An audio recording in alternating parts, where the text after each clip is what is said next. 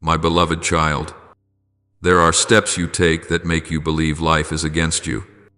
Yet in truth it is those rough stretches of the road where I am training your feet to grow stronger.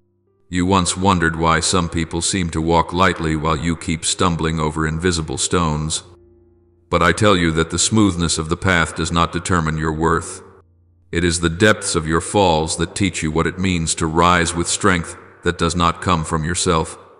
Like a toddler learning to walk, you cling to the wall. You grasp the hand of an adult. You tremble when the floor is no longer a soft surface. But what makes the child mature is not the floor, it is the legs. You look at your exhaustion and assume it is a sign of failure.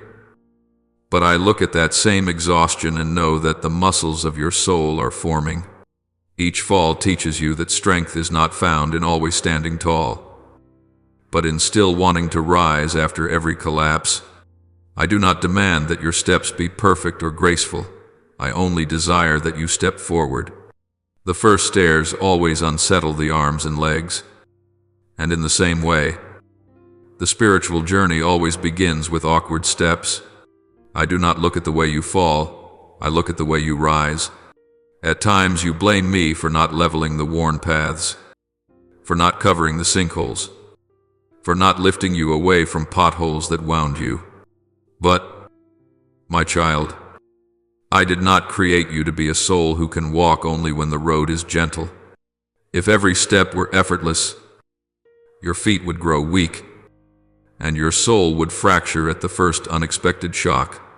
I know the turns that frighten you, yet I also know that within them you learn to distinguish between true darkness and darkness that is merely misunderstanding. You ask me for a new road, but I offer you new feet. You ask me to remove every obstacle, but I teach you how to step over them, like a potter pushing clay to its limits so it may take a firm shape. I allow your soul to feel pressure so that you will understand your limitations are not your end but the beginning of endurance. You think I want you to win quickly, but I desire that you mature deeply. A victory without discipline feeds arrogance, but a fall followed by rising nourishes humility. You are not thrown into hardship, you are forged within it. My child, remember this: a smooth road may take you to where you want to go, but a difficult road takes you to where I intend. Many times you choose shortcuts, thinking they are a sign that I am opening the way, when you are merely avoiding the lessons your soul needs. I do not send you to peaceful lands so you may fall asleep in comfort. I send you to uneven paths so you may discover that true stability lies within you. When you collapse from exhaustion, I do not mock you. I place my hand upon your shoulder and remind you, my strength is revealed in weakness, not so you will depend on suffering, but so you may know that your worth is not tied to your ability to stand by your own power. You keep thinking I will lift you away from every stumble, yet I place my hand beneath you after each stumble, so you may know that I never leave your side. Easy roads make you forget me, but difficult ones make you remember me. When you feel so weary that you cannot continue, remember that your legs are still growing. I know there are days when you wish for nothing but peace, no trials, no collisions, no new lessons. But my child, a young tree raised inside a greenhouse may be beautiful, yet the first gust in the field will break it. I want your soul to know how to stand in the wind, to hold through the rain, to push itself through the cracks of the earth, because you are not living only for the present, you are living for the seasons to come. Every life has to pass through lands of trial so the feet may learn to feel the ground. One who walks only on velvet will never recognize the sharpness of a small stone. But a soul that has once ached from such stones will understand that the scratches of today become tomorrow's steadiness. I do not form you to be fragile, I teach you to become rooted. Not so you will become hardened, but so you will not be carried away by the winds of life. My child, your journey is not a performance, it is a maturation. I do not compare you with anyone, because every soul has its own terrain to master. What makes you stumble is not the imperfection of the path, but the unfamiliarity of your feet. When you see others moving quickly, you assume I favor them, yet speed does not equal strength. One who runs on flat ground may win swiftly, but the one who knows how to step across stones will go far. I do not promise you an easy life, but I have given you something better, the ability to stand firm on every terrain. When you look up and see a long road stretching into the unknown, remember that no one can walk that road in your place. And in every step, I am there not to smooth the ground, but to steady your heart. Believe this. My child, your unfinished legs are testimony to the journey I am writing. And every time you walk forward, trembling or not, you are becoming what I have destined you to be. There are seasons when everything around you seems to break apart. Things that once felt safe no longer stand. Plans you believed were certain suddenly become pieces without a place. In those times your heart quickly assumes I am closing doors because you are not good enough. That every shaking is punishment for what you have done wrong. But you must know that none of your steps ever make me turn away. I do not use hardship to end your path. I use refinement to lay deep foundations in places your eyes cannot see. When a bridge is built across an abyss, people do not pour concrete on the surface. First, they reinforce the pillars beneath. You only feel the trembling of the bridge deck, while I am strengthening the support structure beneath it. That is not abandonment. It is the beginning of a foundation you have never possessed. If you only lived in ease, your soul would become as fragile as a seed that has never touched soil. I do not let you walk only on flat ground because a soul raised on comfort will shatter at the first touch of wind. Understand that refinement is not the imposition of suffering, but the permission for the soul to encounter what it must face in life. A sapling will never learn to stand if it grows only within a greenhouse. It must feel the weight of the air, the noise of the world, and the coldness of soil embracing its roots. So when you go through changes that defy explanation, it is not because I am pushing you away. I am making you strong enough for the roads ahead. You may not see the reason for every collision, but I see your path farther than your own sight. I am like the potter in Isaiah 6:4-8, neither shaping in haste, nor striking the clay, because it is imperfect. The potter patiently turns the wheel, pressing his hands gently into the pliable surface to form the curve. Only he understands. It is not because the clay lacks value, but because it carries a shape still concealed within. When I touch you, I do not search for faults to punish. I search for the potential hidden beneath. The parts of you you cannot see because you focus only on your roughness. A finished work of art does not begin with outward beauty, it begins with softness, willing to be reshaped.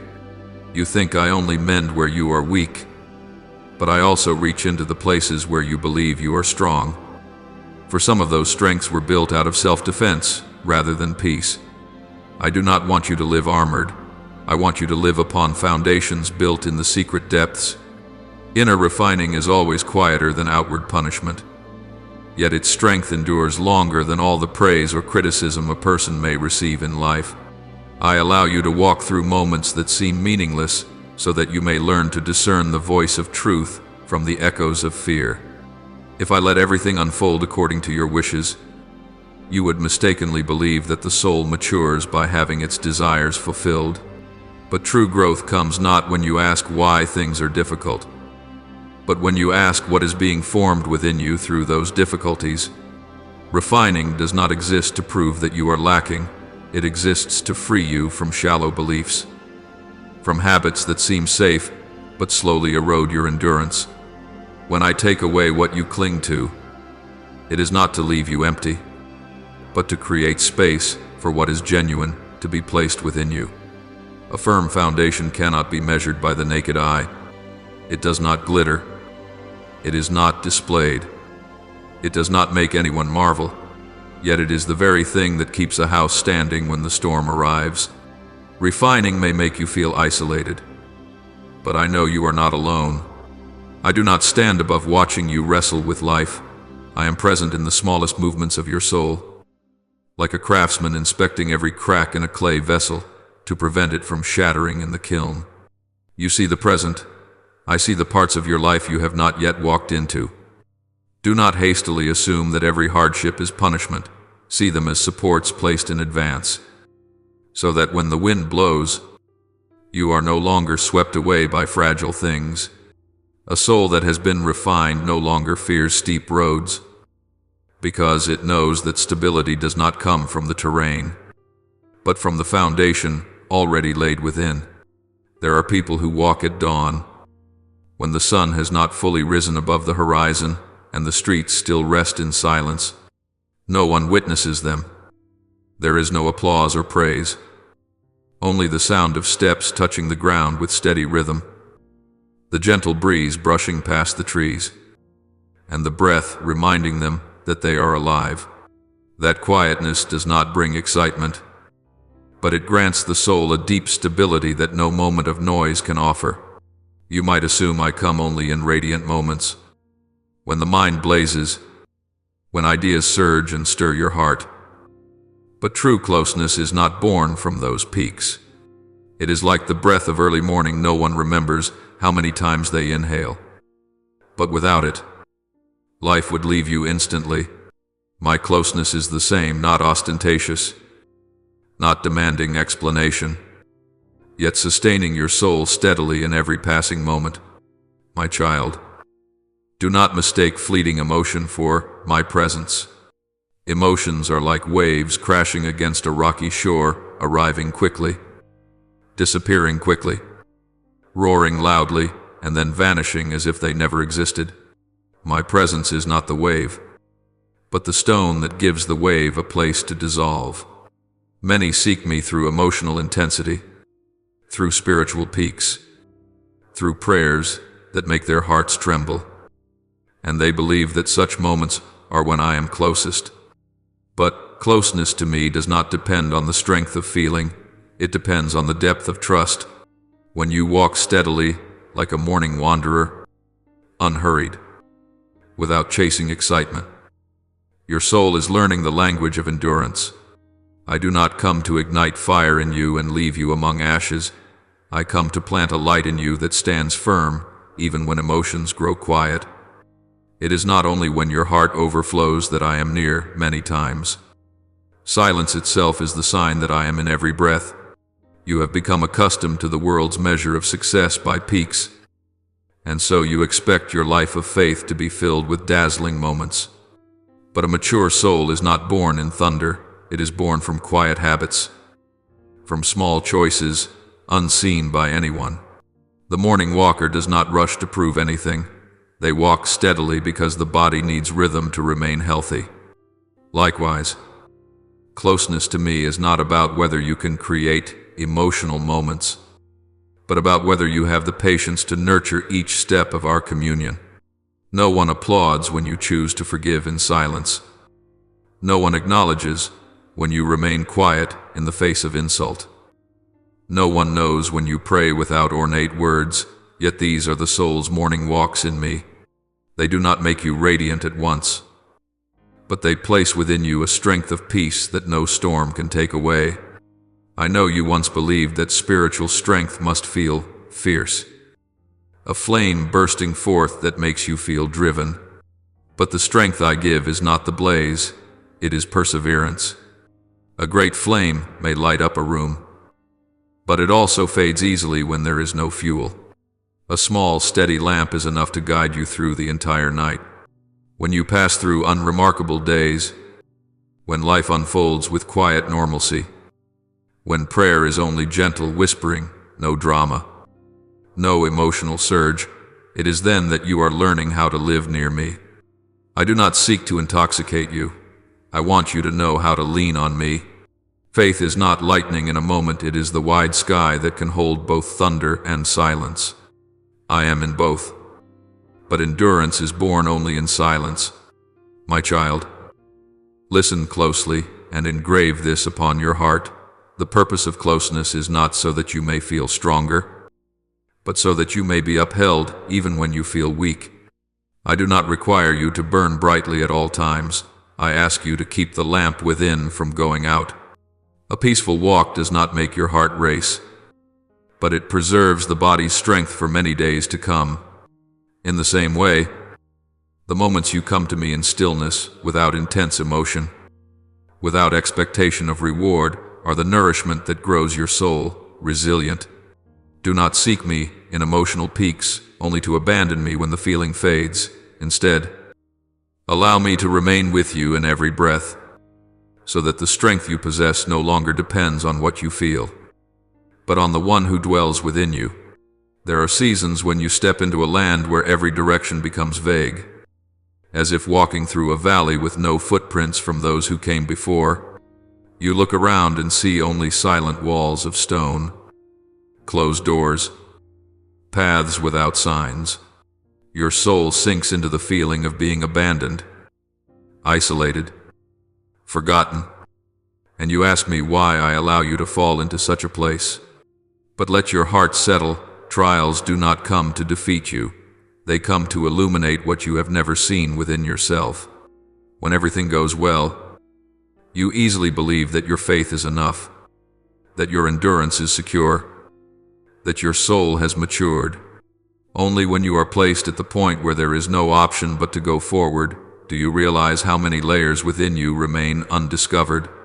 A trial is not a verdict. It is a mirror reflecting the inner world. No dazzling lights, no fireworks, only you, what you believe, what you fear, what you cling to, and what you must release. I do not bring you there to break you.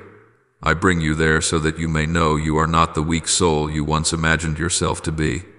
There are times when trials do not arrive through some great catastrophe, but through long, ordinary days in which the soul cannot find meaning. Every prayer feels as though it hits a stone wall. Every effort seems to disappear into nothingness, and you worry that I have turned my back on you. But a trial does not need to be loud to leave a mark. It can be as subtle as the night wind passing through an empty garden. In the moments when you feel most exhausted, you learn to ask the right question instead of, "Why is this happening to me?"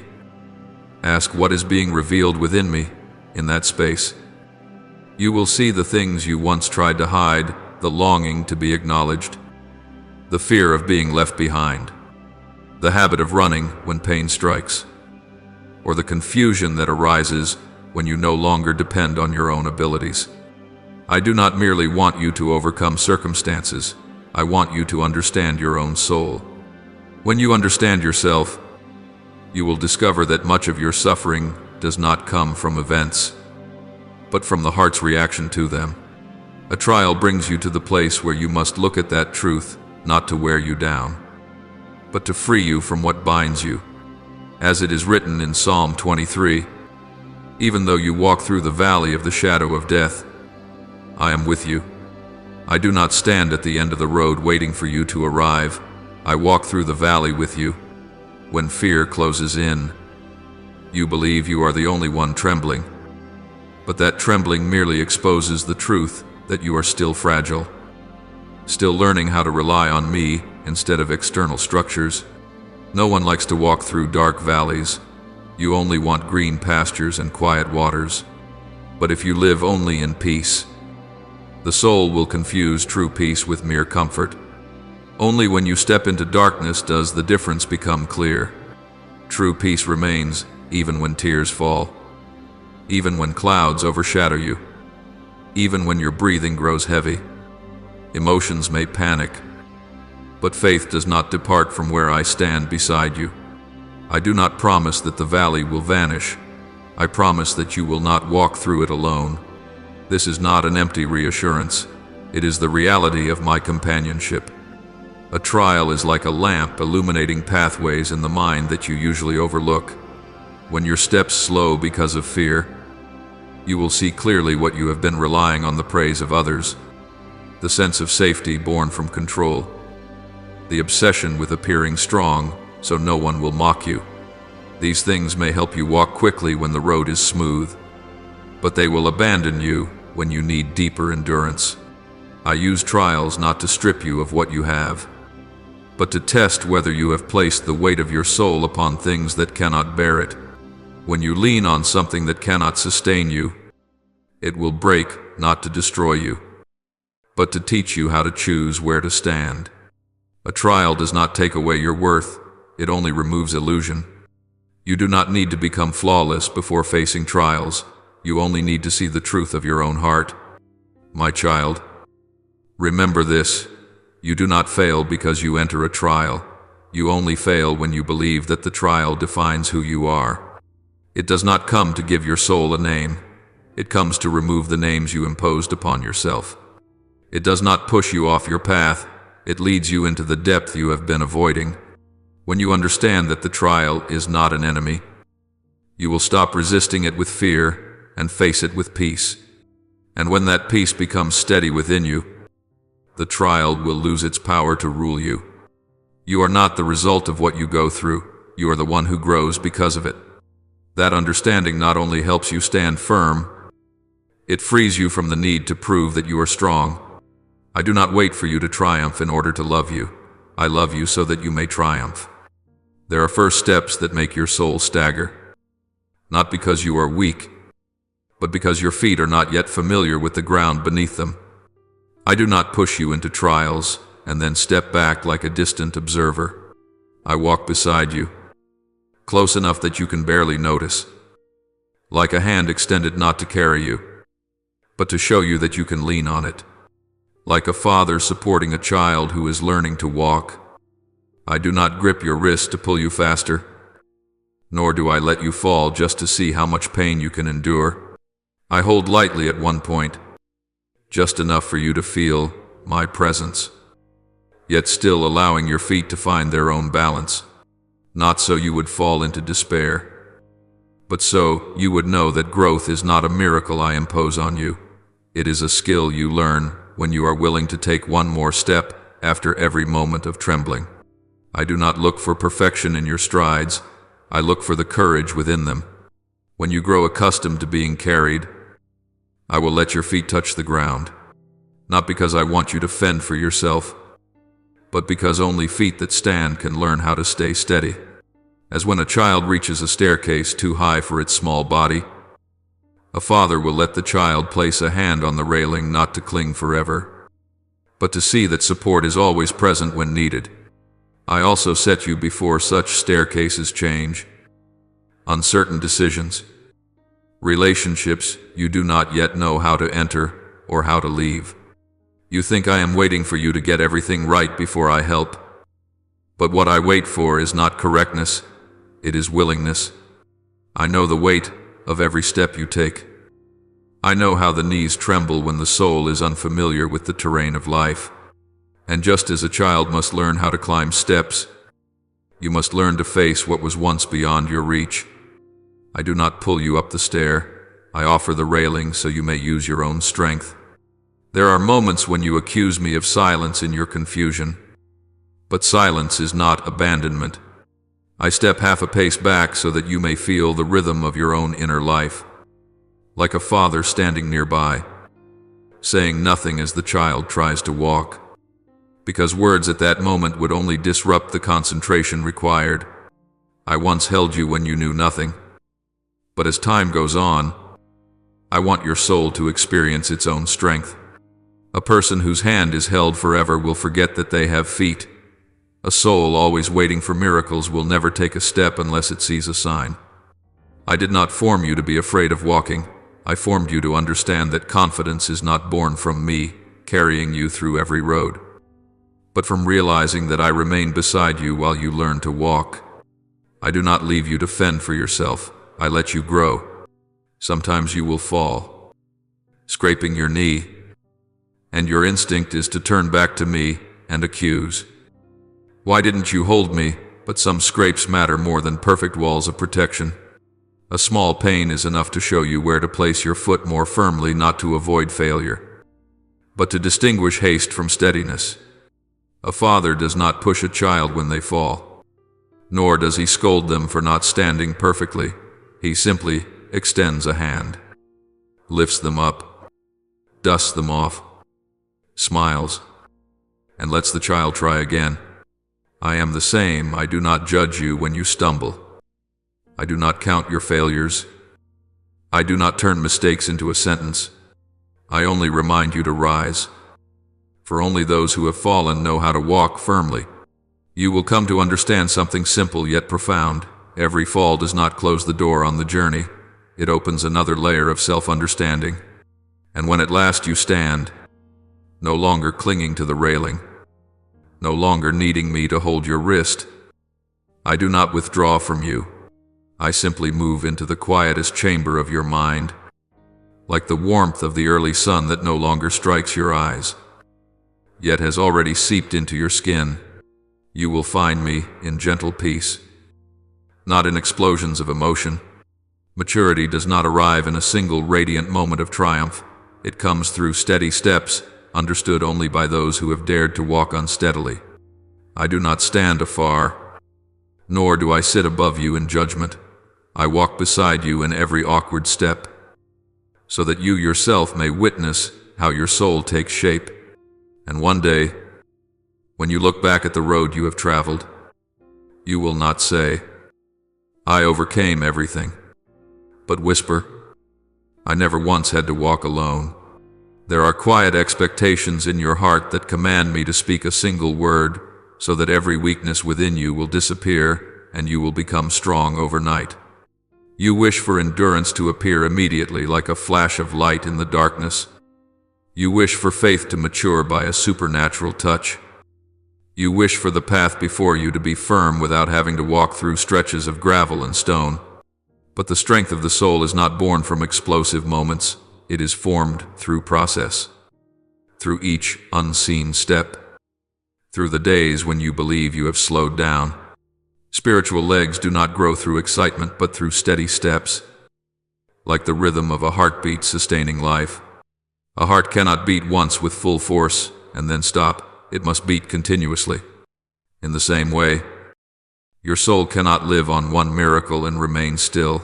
It must learn to live by the rhythms of peace placed deep within me. In Matthew 13, I spoke, "A sower went out to sow. Some fell on good soil and yielded 100-fold. Some 60, some 30. There is no rushing there, no skipping through stages. Only the soil hidden, silent, patient. The seed does not rush to chase the light, does not demand noble conditions, does not complain because it is hidden beneath the dark earth. It simply lies there, letting its roots search downward, letting the soil cover it, letting time do the work that human eyes cannot see. You see only the silence of the earth, but I see the movement of life within it. Without soil, the seed would dry out. Without time, it would never sprout. What I do within you is no different. I do not thrust you upward into fleeting splendor. I allow you to rest through the seasons when you believe you are unnoticed, so that the roots of faith embed themselves in a lasting foundation. Waiting disturbs you because it is bare and absent of triumphant fanfare. You want me to place you instantly into maturity, but you do not yet understand that maturity is not a position, it is a root. Roots never grow above ground for applause. They always descend into darkness, into compressing earth, into moisture and pressure that forge endurance.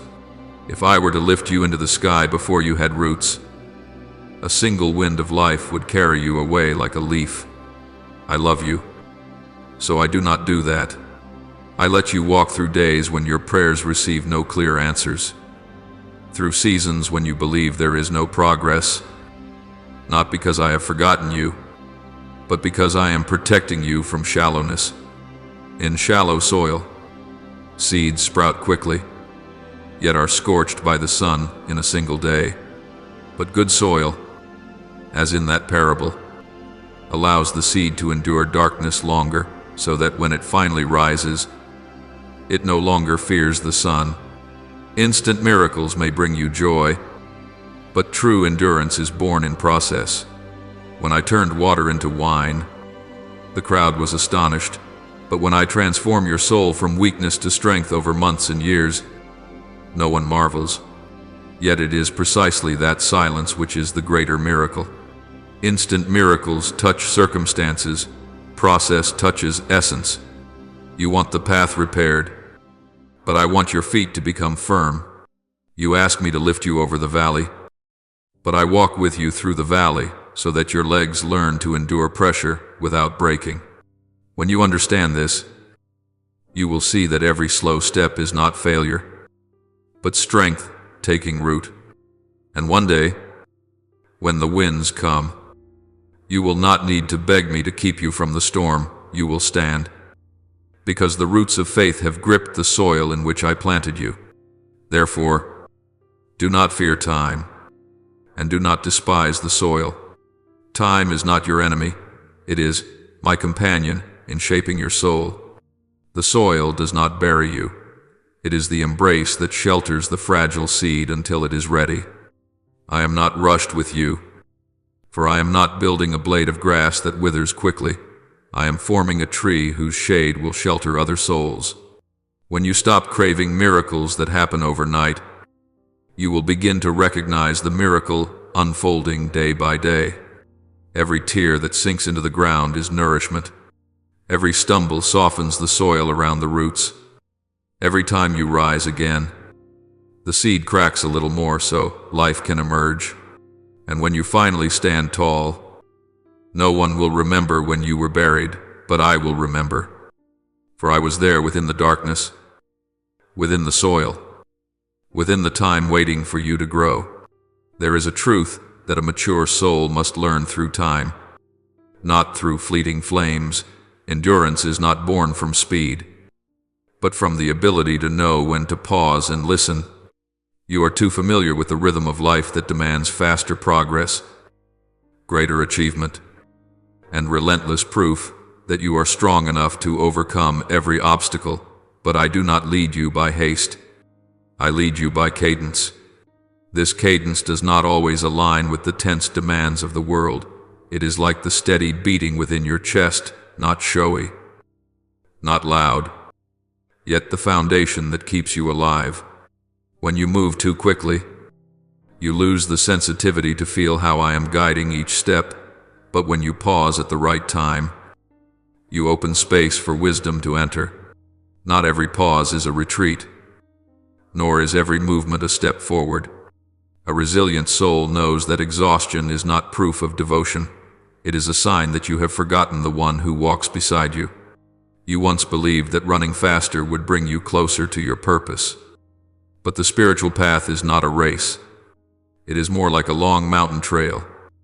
Wind brushing across rocky slopes, the ground changing colors with the seasons, and your steps adapting to each terrain. Some stretches require steadiness. Some only ask you to catch your breath. And some, I instruct you to stop entirely so that your soul can catch up with your body. When you pause in me, you do not lose progress, you simply avoid losing yourself within the progress. Many assume that speed proves faith, that the more urgently they chase what they believe is sacred, the more they show obedience to a heavenly call. But true faith is not blind sprinting, it is the capacity to sense timing. You pause not because you fear, but because you know where attention is required. Picture a traveler walking through the morning mist. He does not hasten to cut through the haze. He walks slowly, placing each step on familiar ground, waiting for light to reveal the way. That is the wisdom I want you to learn. There are stretches of the road I conceal, not because I desire to test you, but because you are not ready to see everything. Pausing is surrender, not failure. It is the act of acknowledging that I see more than your eyes can see. Sometimes you are afraid to stop because you have grown accustomed to relying on momentum, like a swimmer in the vast sea, fearing that if they pause, they will sink. But your soul is not drifting in a meaningless ocean. It is being held up by the water I have placed beneath it. The end of movement is not the loss of life. It is the chance for you to realize that the source of life does not reside in your own effort, but in me. When you rush forward to escape pain, you only make your soul more weary. like a climber who takes steps too quickly and gasps for breath before their feet have adjusted to the terrain. I do not ask you to conquer every obstacle in a single day. I ask you to know when to live slowly so your heart remains soft, rather than turning into stone under the pressure that grinds it down. There are people in the world who mistake stillness for laziness or giving up. But I see it differently. I see it as the moment you rest your hand on my shoulder and admit that you are not the source of your own strength. When you know how to stop, you are telling me that you trust me enough not to push yourself beyond your capacity. Just as a blacksmith waits for the metal to cool before tempering it again, you must allow your soul to rest so it does not crack under the heat of trials. If iron is struck without pause, it will shatter into fragments instead of becoming a resilient blade. Stillness is not merely good, it is necessary to form the person within you. I have seen you try to solve everything through speed, like a sapling straining to grow too fast to prove its strength. But the sapling does not know that the first monsoon winds will break it if its roots have not yet ventured deep. I do not want you to be the tree that the storm sweeps away. I want you to be the tree that stands firm through the seasons of tempest. For that to happen, you must learn to stand still in moments of silence, like a tree trunk listening to the earth beneath its feet. That stillness is where the soul takes root in me, in the peace I give that does not depend on circumstance. When the roots are deep, you can withstand the winds you once believed would knock you down. You have asked me why there are seasons when nothing seems to progress, why doors remain silent for so long, why prayers appear unanswered. My learning child, the answer is not always in continuing to move. Sometimes the answer lies in pausing so I can reset the direction. The world teaches you to move quickly because they fear being left behind. But I have not placed you in a race. You do not need to compare your distance to anyone else, because this journey has no first or last to arrive. Each person has a path I have written uniquely for them, and that path contains necessary places of rest. When you stop to listen to me, you discover that silence is often the place where I hide the clearest voice. Stillness is also the way I protect you from arrogance. When you only notice what you are able to do, you forget what I have preserved for you. When you keep running, you begin to believe that victory comes from your own abilities, and that is when the soul becomes most fragile. I have seen many who run fast, beyond their limits, only to collapse in the very moment that appears to be triumph. It was not because they lacked talent, but because they never learned how to pause at the right time. Stop to rest. Stop to breathe. Stop to remember that some things cannot be held by strength or strategy, but can only be held through surrender. Steady steps are not a chain of endless movement. They are the harmony between motion and stillness. Just as the sea has moments of calm and moments of waves, just as the heart contracts and expands, you too must know when to advance and when to stop. If you only know how to walk without knowing how to stand still, your strength will become your burden. But if you know how to rest in me, your steps will be steadier than anyone who rushes forward. The right moment of stillness is how the soul shields itself from exhaustion, a reminder that I do not measure your worth by the distance you have traveled, but by how you keep yourself in the light I give. There are moments in life when you look back at a wrong choice and feel as though your entire journey has shattered, as if one slip is enough to destroy all trust in yourself. But I tell you, this one wrong step cannot define you. You are a soul being shaped, growing through process, not a conclusion sealed after a single stumble. People often judge themselves by singular moments, but I see you through the entire pattern I am weaving in your soul. One misstep, one weak decision, one moment of clouded judgment does not turn you into a failure. For true failure does not reside in the fall, it resides in the decision never to rise again. As the ancient wisdom declared, the righteous fall 7 times and rise again, not to prove their strength, but because their roots run deeper than their fear. What makes you resilient is not that you have never fallen, but that you learn to stand up calmly without self-excuse, without shame, without abandoning yourself. Some souls treat every steady step as a trophy to display, turning each achievement into a flag they raise before others. But I remind you that one right step does not make you a hero. A right step is not evidence of your perfection. It is merely the sign that in one moment, you walked in the right direction. I do not want you to turn your successes into a throne, because when you build a throne from your right steps, you will tremble every time the wind changes. You will fear stumbling because you believe your identity is tied to outcomes. I do not want you to live like that. I do not call you the hero of yourself. I call you by the name I gave from the beginning, a child learning to walk in the light. Heroes are figures the world invents to lift onto pedestals, then eventually break. I do not need heroes. I need souls who open the door when I knock, who listen when I fall silent, who know how to breathe when I need them to stop. There are mistakes that make you think you have lost me, but in truth, you have only lost your sight of me. I have never withdrawn from you because of a wrong step. You may lose your way.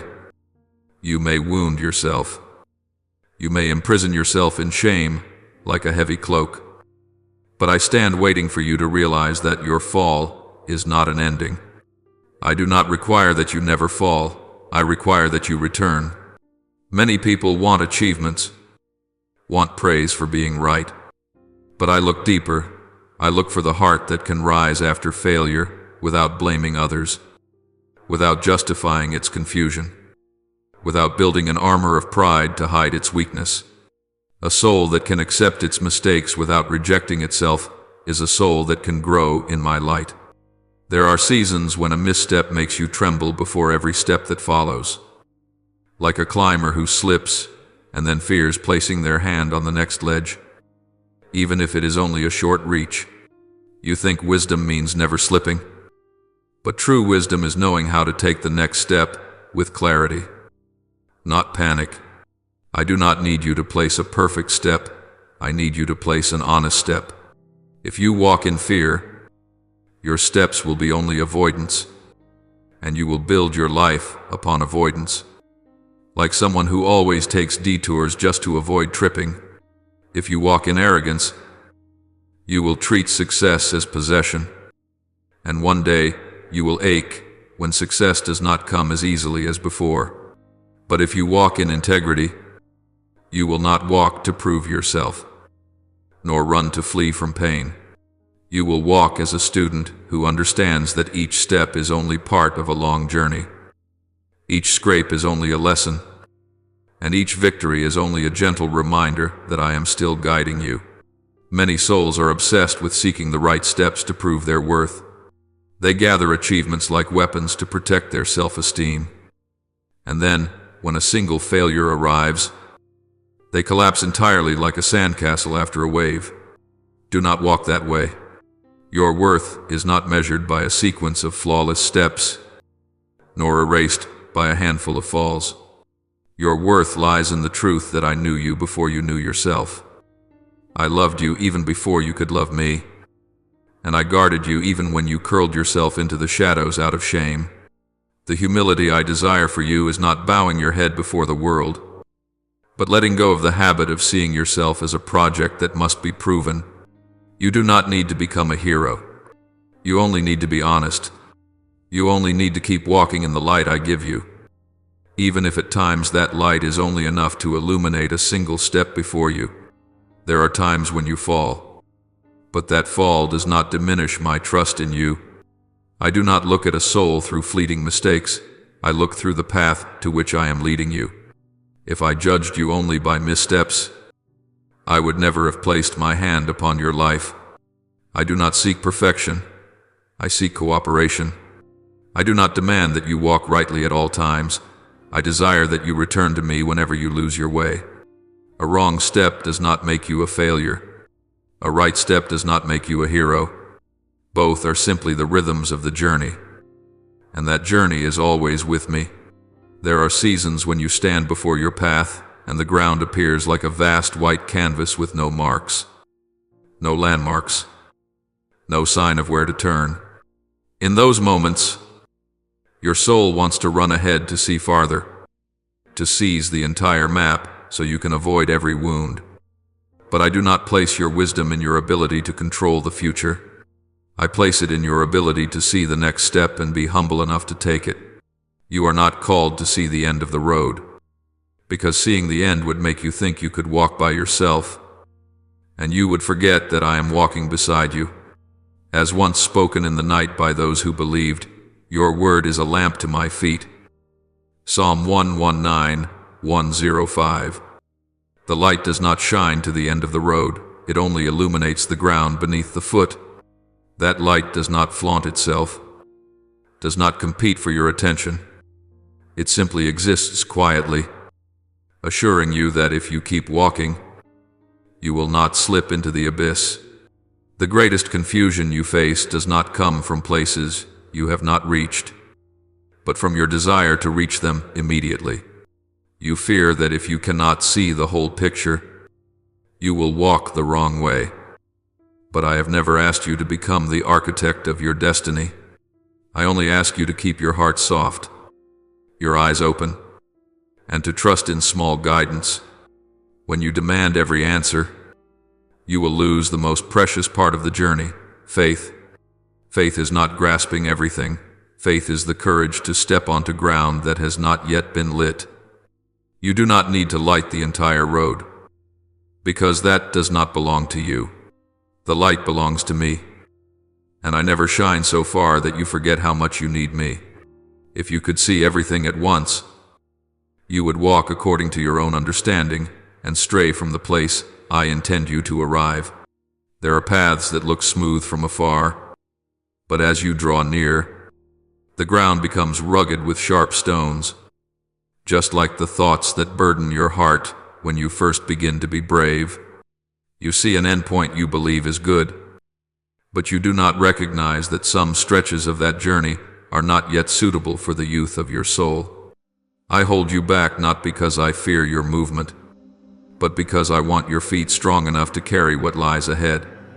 I do not build a journey to test whether you deserve to finish it. I build a journey so you will know that I never leave you. When you learn to focus only on today's step, the remaining steps of your life will be sustained by me, just as the sower knows the sprout is not the sign of harvest. You must know that the next step is not the definition of your whole life.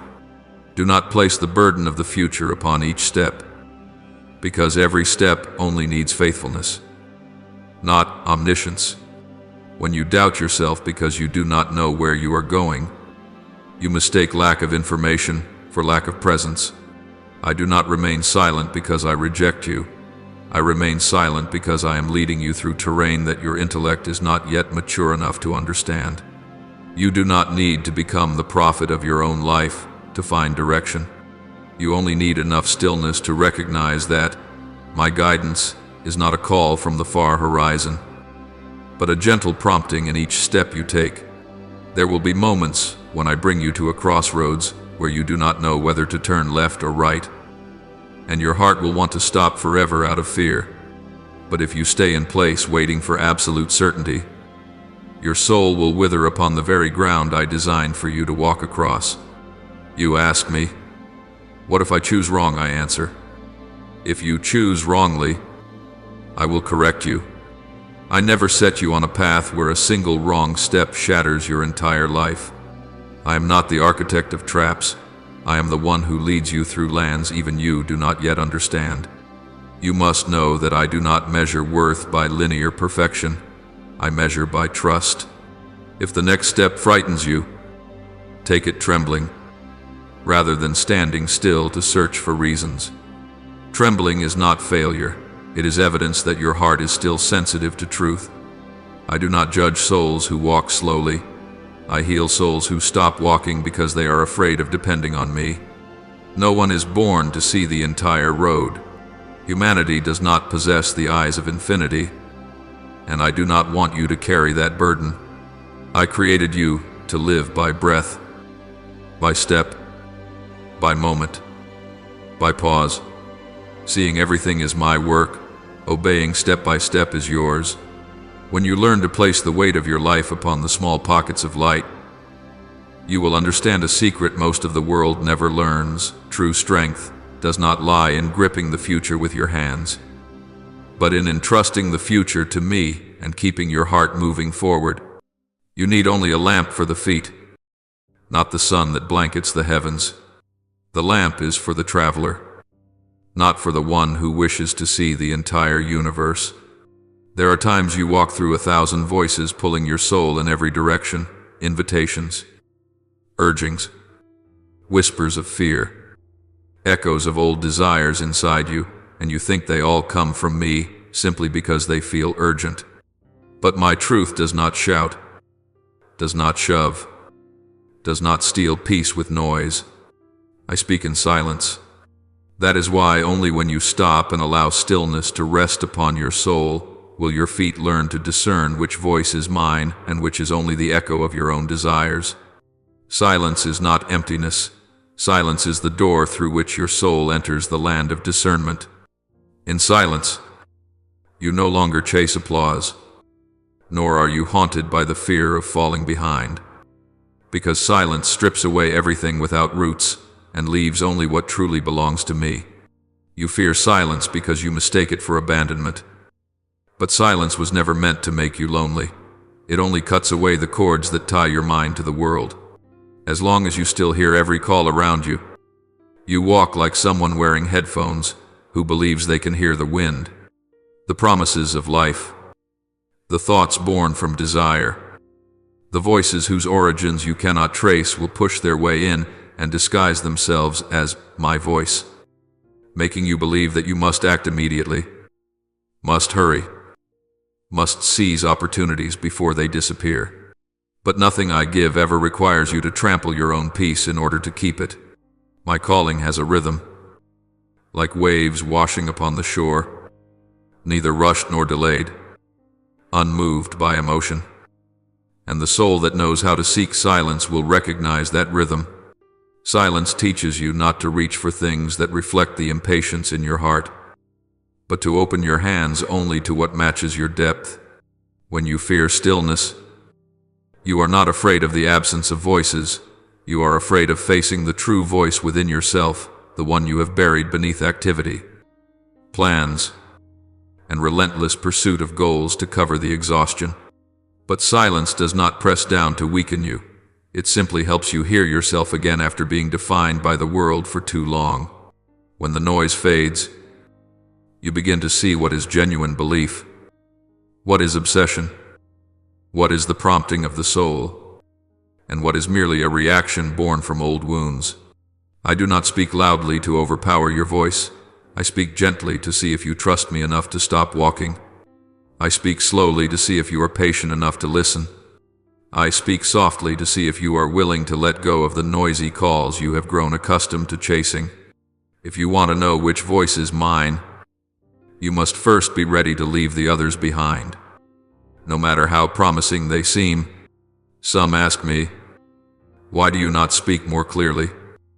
Why not carve the path with instructions, thunderous as a storm? I reply, because if I did, you would never learn how to trust me. Silence does not lead you astray. Silence frees your steps from dependence on emotion. When you only follow loud calls, you walk like a performer chasing the spotlight, moving only when the light is bright, standing firm only when cheered, persevering only when attention is upon you. But the path I give is not a stage. It is a trail in a forest where light slips through the leaves, where my voice sounds like the breath of the wind, unseen by the eye, but unmistakable to those who know how to listen. When you accept silence, you learn to walk like a nomad, reading the sky to know direction, feeling the ground to know rhythm, stepping one step at a time without hurry. Silence makes you lighter, because your soul no longer carries the burden of meaningless proof. Silence is also where I protect you from paths that are not yours. When you move amid noise, you mistake attraction for calling. An opportunity may appear only as a magnet drawing out your insecurity, not an invitation to walk into the purpose I made for you. People choose paths out of fear of missing out, but I guide you onto the path because I know it will nourish your soul. You may see a door wider than the one I open. You may hear strong advice from confident voices. You may hear yourself saying, "If I don't do it now, I will regret it later." But the silence I teach does not argue with fear. It only smiles and asks, "Do you feel peace? Peace is my sign," not the spark of momentary excitement. When you become quiet, you hear peace rising, and that peace will always point toward me, never toward a race of urgency. Young souls think silence is pointless delay, while mature souls understand that silence is where I shape them. No great tree grows on the storm-beaten mountaintop. Every root grows deep in the soil, where light is scarce, where sound is soft, where time stretches long. Stillness is like that soil. It does not perform, it does not entice, but it protects the seed from being carried away by the wind, from being eaten by birds, from being burned by the sun when the roots are still fragile.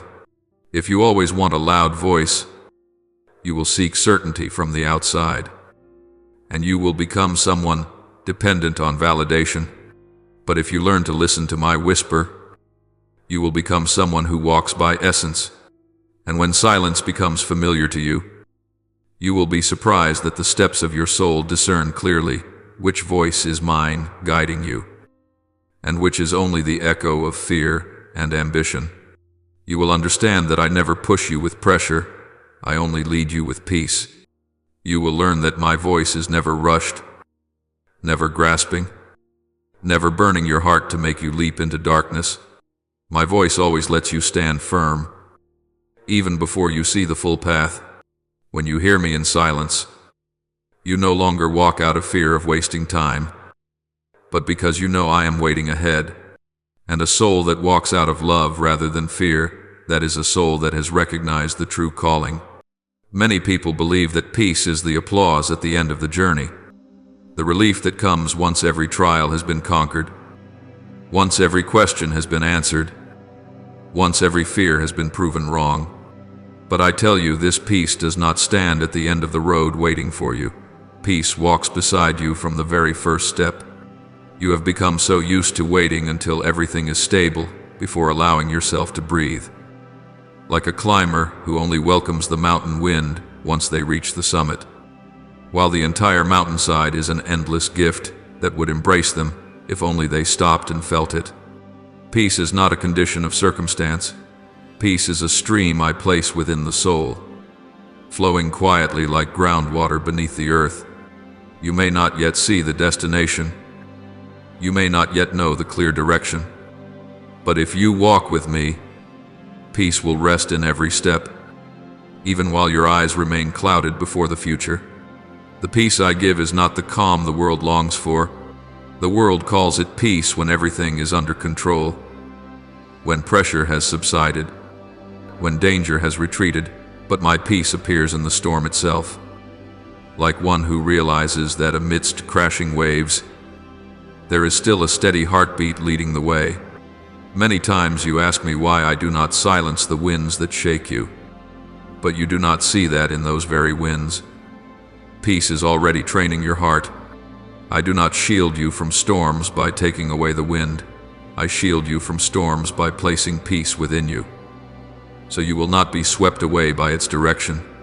When you understand that peace does not depend on the environment, you will stop demanding that life change so you can be calm, and you will begin learning to change your own heart so you can face life. You often think that only when you are strong enough can you feel peace. But peace is not a reward given to the victor. Peace is the armor that allows you to battle without breaking apart. Like a soldier who wears armor into the fight, you do not wait until victory to put it on. You wear it from the beginning. Many souls wait until they overcome hardship to believe they are loved. But I want them to know they are loved long before the trial arrives. Peace is the sign of that love. It does not come at the end like a congratulation. It walks beside you like a friend, holding your hand while you still tremble. When you are weak, peace does not disappear. When you are confused, peace does not depart. When you stumble, peace does not turn away. Because peace is not built on achievement, but on my presence. There are seasons when you walk through unfamiliar pathways, like entering a new forest where the sunlight slips through only a few leaves and you can see the way forward only in fragments. You want to run, to find an exit quickly, to reach some open field where you can take a long, deep breath. But my peace tells you to stop. Peace does not say, "Move faster." Peace says, "Breathe." You assume that pausing in the midst of hardship is weakness. Yet sometimes it is precisely in the moment you dare to stand still that you realize how near I truly am. Peace does not demand that you understand everything at once. It simply asks, "Do you remember I am walking beside you?" And when you answer with trust, you will feel your heart settle, like a lake smoothing out when the wind has ceased its disturbance. A young soul will always seek peace and outcomes, but a mature soul finds peace in the steps themselves. If you only feel calm when everything is going well, that peace is not mine, it is merely the fleeting comfort of emotion. True peace needs no validation. It is not attached to a project, does not rely on a plan, and is not distorted by applause. It exists like breathing. You do not need to be conscious of every inhale. Yet if you pause and take notice, you will see it holding you together every second. When you take my hand, the future ceases to be something that terrifies you. Because peace does not promise that everything will be easy. It promises that you will not collapse in the face of difficulty.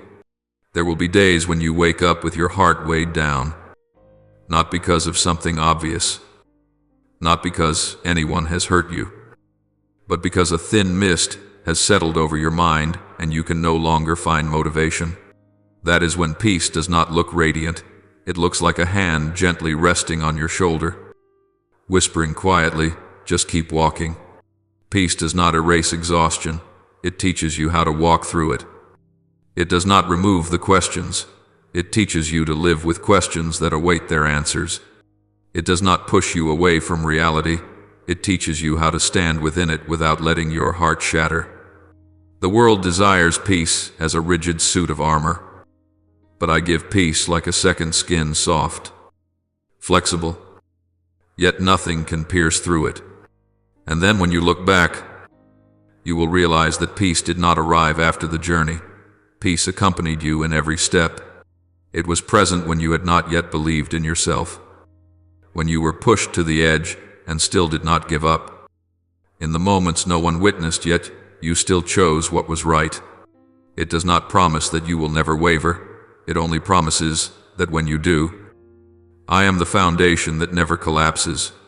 You do not need to reach the end of the road to know you are loved. You only need to walk one step at a time with the peace I give.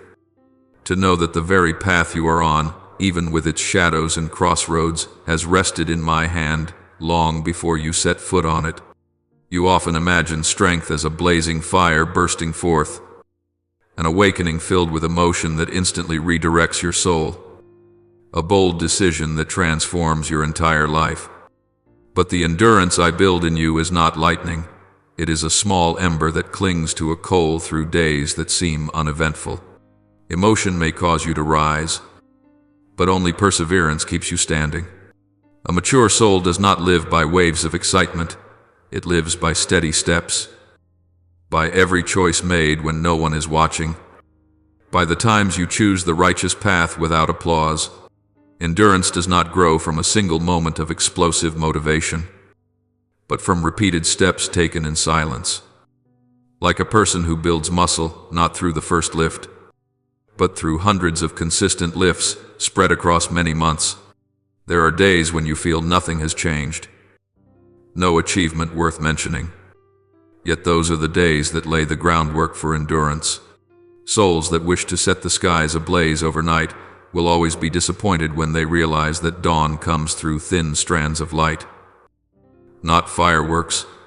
Strong emotions can push you quickly, but stability is what carries you far.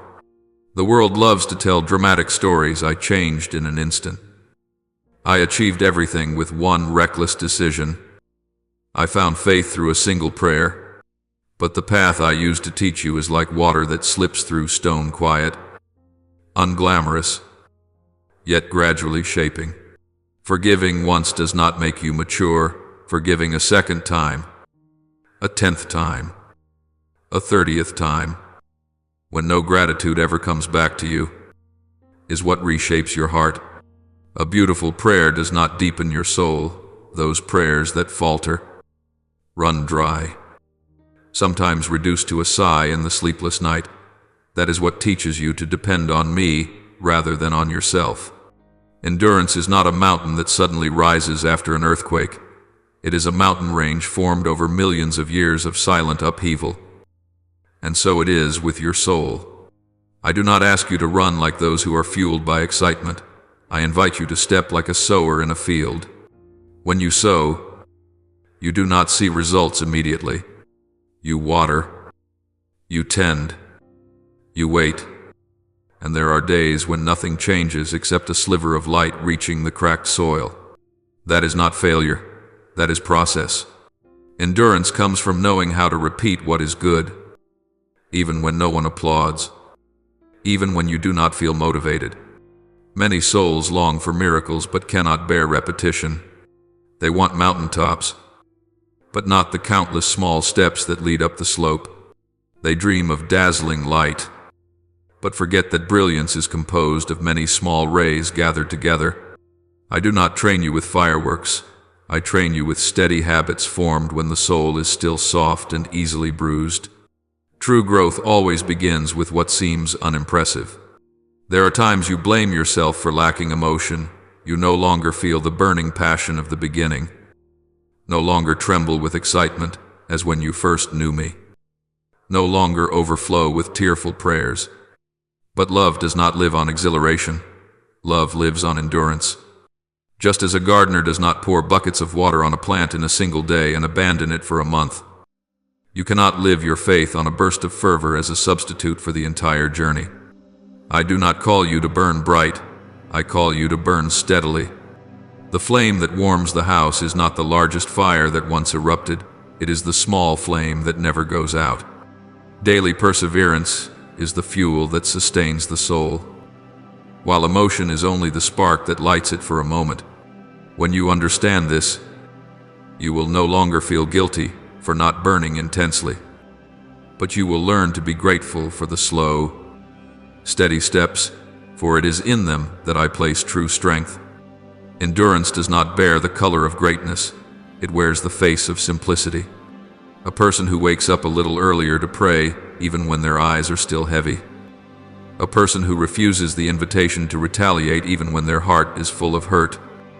A person who keeps returning to me, even on days when they feel they cannot hear my voice. This is endurance. Endurance does not promise the feeling of victory every day. It only promises that you will not give up.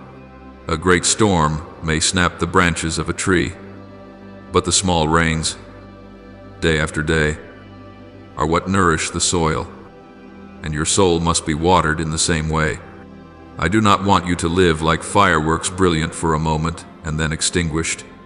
I want you to live like a river, continuous, steady, with no one remembering a specific drop of water, yet everyone knowing that its quiet strength has worn down stone. One day, you will look back and realize that endurance is not born in special moments, but in thousands of silent choices to continue. The seemingly insignificant steps, the silent falls no one witnessed, the moments when you endured tiredness instead of surrendering. These are the things that form the steadfast soul I am shaping. You will know you have matured not when you feel strong, but when you no longer need to feel strong in order to walk forward, when you can move without needing praise, when you can stand without needing someone to hold you. When you can remain silent and still believe that I am with you, this is endurance. You do not need to wait for a great emotion to begin. You only need to begin, and I will take care of the rest. You seek me in thunder, in miracles that become stories retold across generations, in grand moments the world calls breakthroughs. But I often approach you through movements so small that an impatient soul will mistake them for silence. I once revealed myself through a burning bush, through the Red Sea split in two. But those are not the only languages I speak. Many times I come to you like dew resting on the leaves at dawn, like a gentle breeze gliding through the trees, like a wordless whisper in your heart when every noise has grown tired of itself. You want a thunderous awakening, but I want your soul to become delicate enough to perceive the small. I do not hide you in darkness. I hide myself in details that only a heart trained to listen can find. Scripture has already spoken to you about this. After the wind, there was an earthquake, but the Lord was not in the earthquake. After the earthquake came a fire, but the Lord was not in the fire. And after the fire came a gentle whisper. 1 Kings 1:9, 1:12. Elijah did not recognize me in the spectacular. He recognized me in the wind as thin as breath. And you will never learn maturity if you search for me only in displays of power. I reveal myself in the moments you call insignificant, the kind glance of a stranger, a simple question asked just when you are about to collapse, a thought of peace arriving when you believe worry has swallowed you whole. You see these as coincidences. I see them as answers. If I spoke to you only through shocking events, you would never learn to discern me while you stand within ordinary life. Many people ask me for signs, yet they expect only what is strong, impressive, and exceptional. But I do not feed the soul with theatrics. I feed it with rhythm. Every dawn is a time I call your name. Every quiet night is a time I shelter you. Every small step you take through exhaustion is a step I take beside you. You simply do not recognize me, because you were taught to find me in noise, not to seek me in gentleness. Just as a farmer never demands a tree to burst forth in one day, you cannot demand that I reveal myself in ways that satisfy your impatience. A seed resting in the soil is not dramatic. It is silent, dark, simple. Yet in that simplicity, I am performing the greatest work life slowly unfolding. I work in depths your eyes have not yet learned to see. Not to perform tricks for your satisfaction, but to teach you that true value is born from the foundation, not the surface. You say, I want to see you. But if you accept only grand spectacles, you will miss me in every spoon of food you eat, every breath you take. Every moment, I permit you to awaken to another day.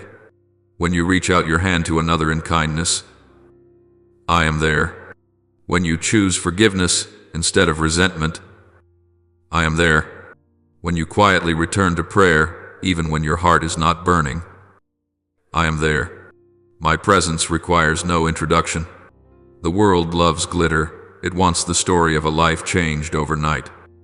It wants miracles that silence every doubt. It wants thunderous applause to prove strength. But I have nothing to prove. Simplicity is my crown, an outer robe of humility, a gentle light that does not dazzle your eyes but warms your heart. If you recognize only the radiant, you will walk past me even when I am standing before you. Spectacle creates reassurance for a moment, but simplicity nourishes the soul for an entire journey. Just as the shepherd calls his flock not with thunder, but with a tender voice, I lead you through small movements and signals directed straight into your heart. Not every silence is absence.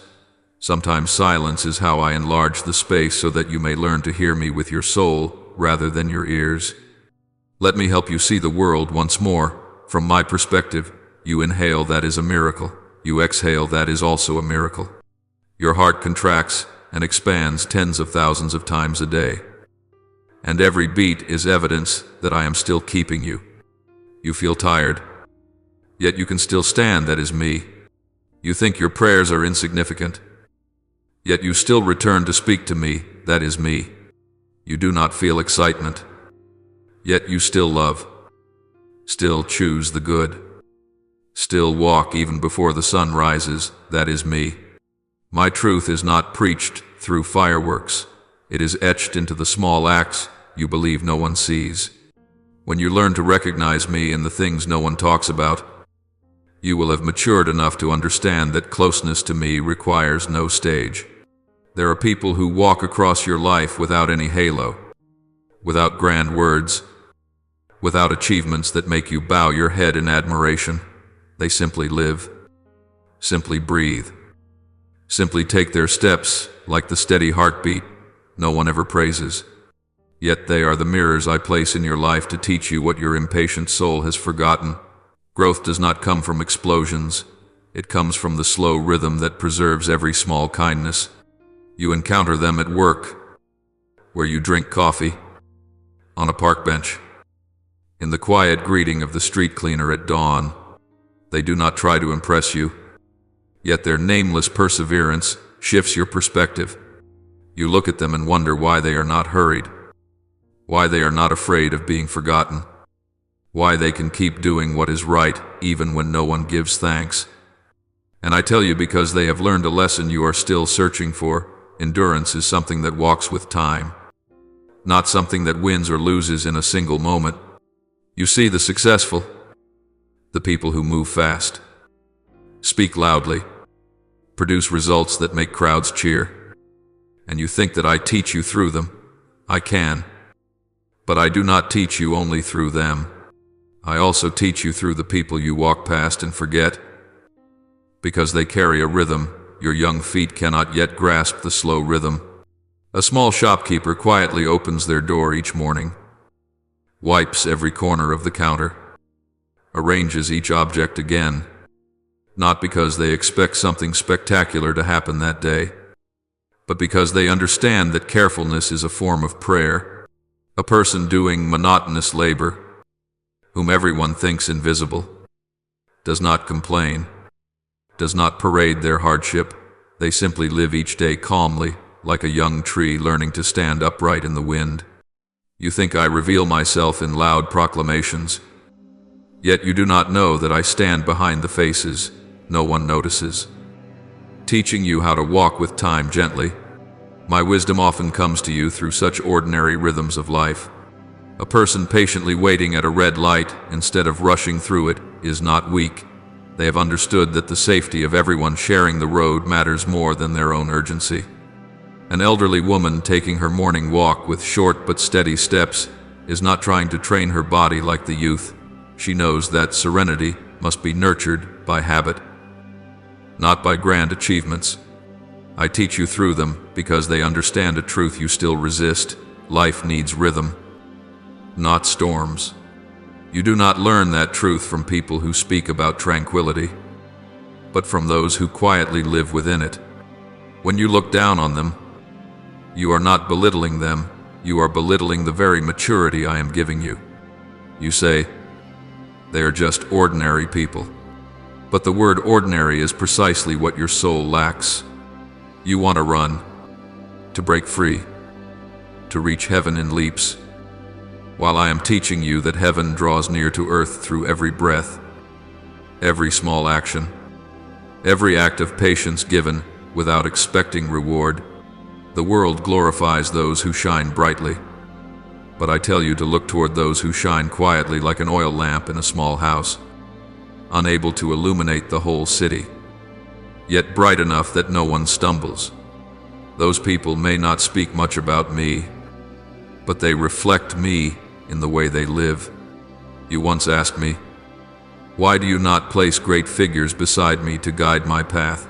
And I sent you people who are not remarkable, people who do small tasks, people who silently endure to sustain what is good. You overlooked them because you sought excitement. But every time I wanted to teach you, I sent you an unassuming face, I placed you next to the coworker who is not talented but persistent, the classmate who is not exceptional but always upright, the neighbor who is not wealthy but unfailingly kind. They do not move quickly, but they do not collapse.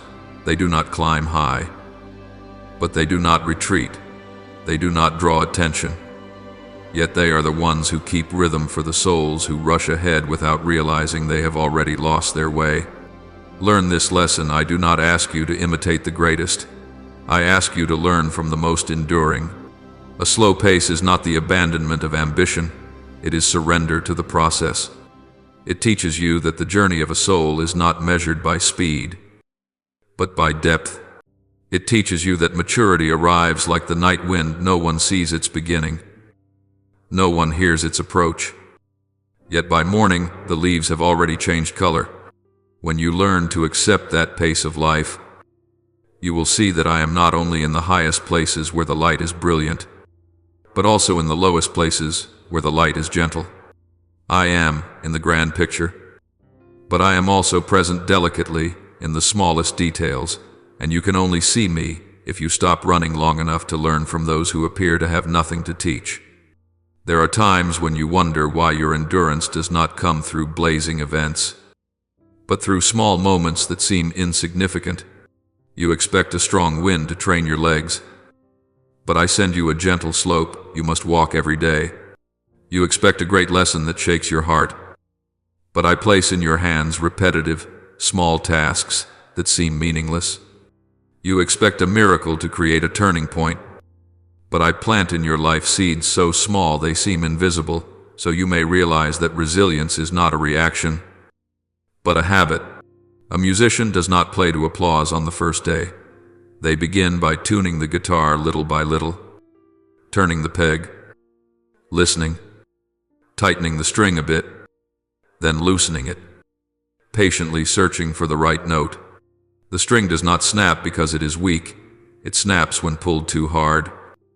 Without patience for time, I tune your soul in the same way, adjusting tiny tensions, making subtle corrections so you will not split apart in a storm you cannot foresee. Endurance makes no loud sound. It does not come when you are excited, but when you simply want everything to be over. You do not train resilience when all things are pleasant. You train resilience when each small detail of life tests your patience. Like the fisherman who stands beside the riverbank, eyes on the quiet water, hand holding the line in an uncertain weight. He does not yank the rod at the first sign of movement. He loosens it gently, feels it, adjusts it, and endures every minute of silence. You might think strength lies in the moment he lifts the large fish from the water, but I tell you the strength was formed in every silent minute when he refused to give up. The stillness before the result appears is the place where the spiritual muscles are trained. There are days when you ask me to change your circumstances, but instead I change your impulses. You want me to open wide doors, but I tell you to practice walking through narrow gaps. You want to leap across the river, but I teach you to place stones one by one and step across. Your soul loves big outcomes, but I love small motions, because those motions become your foundation when life turns chaotic. You do not realize that I am forging endurance in you when I place you in situations that ask you to wait a little longer. Be patient a little more. Overlook one harsh word one more time. You think you are being delayed, but in truth I am making you stronger. Like the craftsman who pulls the string just enough, not enough to break it, but never enough to let it hang slack. Endurance is not the ability to withstand a single great blow. It is the ability not to break under 1,000 small collisions. The world teaches you to despise those moments, but I use those very moments to train your soul. You ask why I send you difficult people instead of great enemies, because the cruelty of an enemy forces you to fight. But patience in the face of small friction is what makes you grow. You ask why I let you lack just a little instead of giving you abundance or throwing you into scarcity, because abundance makes you lazy. Crisis makes you afraid. but slight insufficiency makes you creative and humble. I continually teach you that resilience is not born from moments of brilliance, but from habits rooted in the rhythms of life you tend to disregard. If you look back on your life, you will see that it was not the storms that formed you, but the quiet days that were not simple. You waited in line despite exhaustion. You held on to hope while your heart was full of doubt. You endured misunderstandings that only you heard. You tried to help others even when no one thanked you. All of these are like the musician tuning each string before beginning the symphony. No one applauds that preparation, but without it the music becomes chaos. Endurance is just like that. It is not praised. It is not recognized. Yet it is what keeps your soul from snapping when the song of life finally begins. I want you to understand that I do not refine you once and then stop. I refine you the way water smooths a stone wave after gentle wave. Night after long night. Moment after seemingly unchanging moment. I do not strike you with a hammer to force you into shape. I let time pass over you so that you may become softer, deeper, and more steadfast. Every moment you consider meaningless is a tool I use to build you. When you are waiting, I am teaching you. When you are discouraged, I am reinforcing you.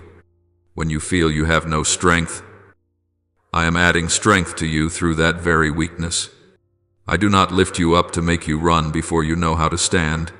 I tune your soul like an artist tuning strings, so that when the appointed time comes, every note you play will ring true. There are moments when you look toward the future with a bright longing like dawn, and then when you reach out to receive it, reality folds shut before your eyes like a door that is not locked yet refuses to open. You feel loss and emptiness, and ask why the things you prepared for, prayed for, and hoped for did not happen the way you believed they would. You treat disappointment as an ending, as a heavy period at the end of the story you worked so hard to build. But I tell you that disappointment is not a full stop. It is the pause between two notes, the resting beat that lets you change your breathing and look back at all the places where your soul has placed its expectations in the wrong things. You have not failed because what you wanted did not come. You are simply learning that expectations placed on circumstances will always shake. But expectations placed on me will never disappear. Disappointment comes to draw your eyes away from the picture you painted for yourself and lift your gaze to the tapestry I am weaving, where every color is not only for joy but also for growth.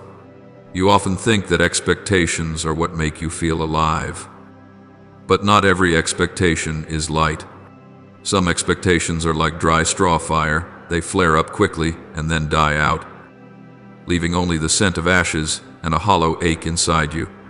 You think sorrow shows up to destroy you, when it is actually there to show you where you have placed your heart on things that cannot hold you for long. Disappointment is not a sentence of judgment. It is a gentle mirror reflecting the true face of your faith. When you ache because a door has closed, it does not mean I have withdrawn my hand from you. It only reveals that you were leaning on a door instead of leaning on me. I let you feel the emptiness when expectations shatter so that you may see that what you were resting on was not solid rock. You do not recognize the true backbone of your spiritual life until something presses down on it. You do not know where your legs are weak until they tremble before the next step. And you will never know where your expectations are misplaced until they hurt you. I do not come merely to remind you to hope. I come to teach you where to place your hope. What you call loss is often the starting point of true positioning. When pain causes you to close your heart, I come to open it again. Not by instant miracles, but by the truth you have read, yet never truly lived. All things work together for good for those who love God. Romans 8:2-8. You have read that verse as comfort, but I want you to live it as foundation. All things does not mean only success, joy, and favorable outcomes. All things includes disappointment, delays, silence, misunderstandings, and unexpected turns you never thought you would have to take. You only see the breaking at the surface. I see those broken pieces becoming bricks for a new structure. Disappointment does not destroy your soul. It destroys the false anchors so that you may stand with what is truly worth keeping. There will be times when you blame life for its harshness, blame others for their indifference, and blame yourself for your weakness. Yet rarely do you ask, what was I hoping to find here? Disappointment reminds you that expectations placed on people will change with the weather of their hearts. Expectations placed on circumstances will shift with the seasons of life. And expectations placed on yourself will collapse when your strength is worn out. But expectations placed on me are a bridge that will not break, because I do not break. You were not born to demand that the world bend to your will. You were created to learn to walk with mine. When your expectations depend on how others respond, you will sway with every glance. When your expectations depend on outcomes, you will crumble every time a calculation strays from your prediction. But when your expectations rest on me, you will stand firm even when every calculation falls apart. Because your foundation is not in numbers but in the one who does not change. I know how you feel when everything you have prepared seems useless. I know the heaviness in your heart when the promises inside you have no visible form outside. I know the pain of having to smile while quietly asking within, why not now, but my child? That is not the conclusion. It is the opening line of the lesson I am teaching you. Hope is refined not by victory, but by disappointment. When you keep walking with intention even though the light has not yet appeared, you are allowing me to redefine hope for you. When you lay down what you cannot control, you are making room for what I have prepared. When you no longer demand that everything unfold according to your plan, your soul begins to hear my rhythm. And peace is no longer a prize at the end but a companion along the way. Disappointment does not lower your true value. It only brings low everything in you that cannot stand. Hope does not die when you hurt. Hope simply becomes more honest. There are things in your life that make you feel as though you are being pushed backward, as if every effort is meaningless and each step you take is pulled back by an invisible force. You imagine that acceptance means dropping your weapons, giving up, letting everything happen without any resistance. But acceptance in me is not the breaking of the soul. It is the bowing of the heart before a hand that is patiently leading you through darkness your eyes cannot yet perceive. You fight against circumstances because you believe you can control everything. But you do not realize that what you cling to is sometimes what I have already appointed to leave you. Acceptance does not turn you into a loser. It simply reveals that you have grown enough to see that you are not the center of all things. Just as a river understands it does not need to argue with the rocks at its banks, but only needs to flow along the path already carved out. When you learn to flow with my will, you will no longer fear the bends that were never part of your plans. Acceptance is the whisper of the soul I do not understand, but I will still move. It is the kind of prayer that needs no ornament. Because I am not waiting for your explanations, I am waiting for your trust. You think understanding leads to peace, but peace comes before understanding. You want a complete map, yet I place only the next step in your hand. You want to see the ending from the beginning, while I only give you a small piece, just enough for you to walk a short distance. I do not hide things from you to confuse you. I hide them so that you may know that the light I give is a light for each step, not a floodlight exposing the entire plan. Acceptance is like the craftsman who steps into the workshop and sees clay lying shapeless on the spinning wheel, not knowing what is ahead, while my hands already know the final form.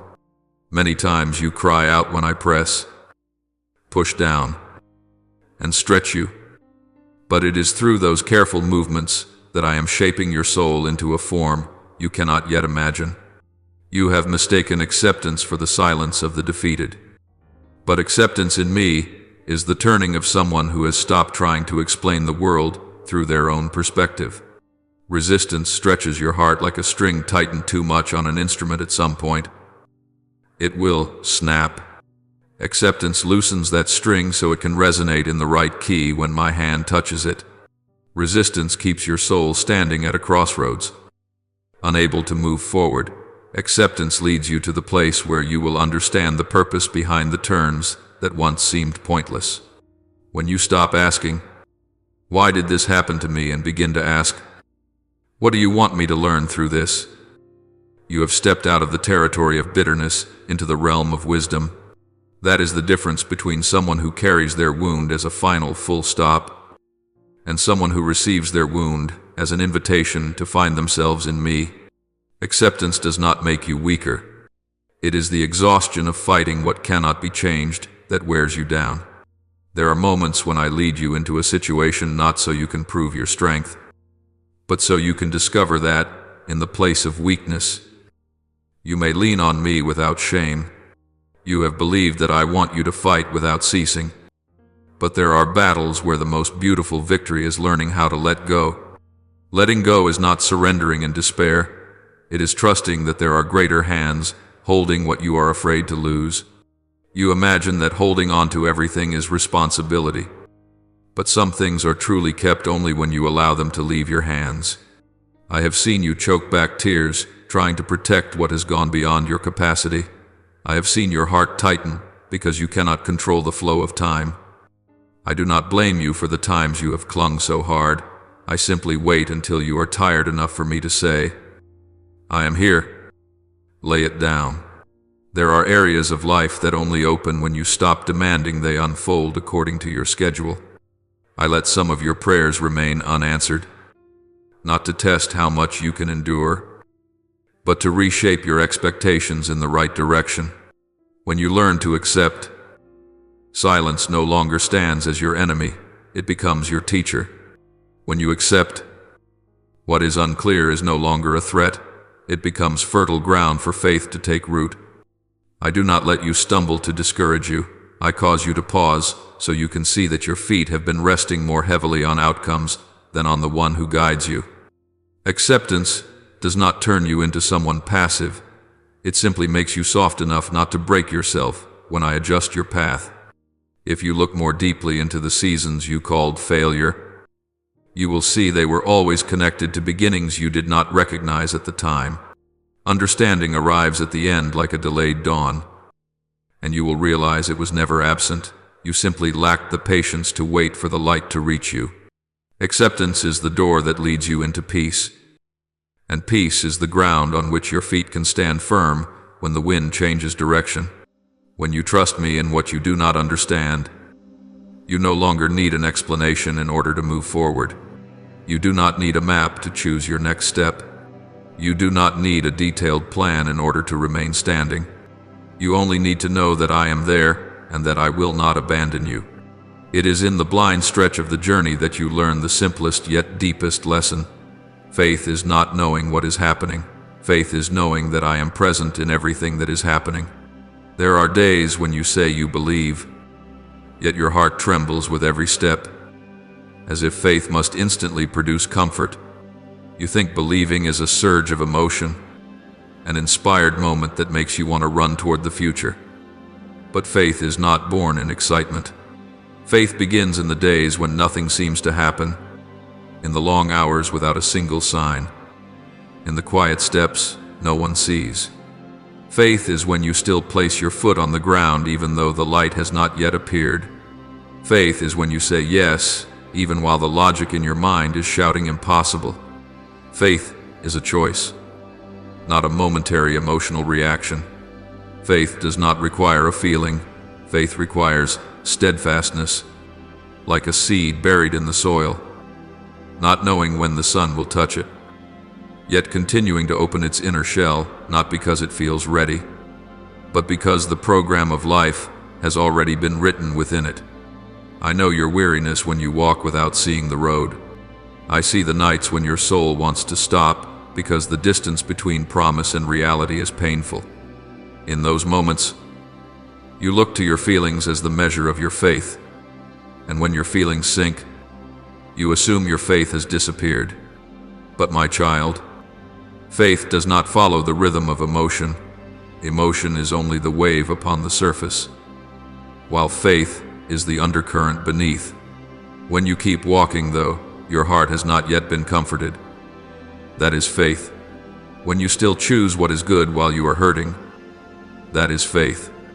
When you choose to love without knowing whether that love will be returned, that is faith. When you do not see the complete picture, but still place another piece in, that is faith.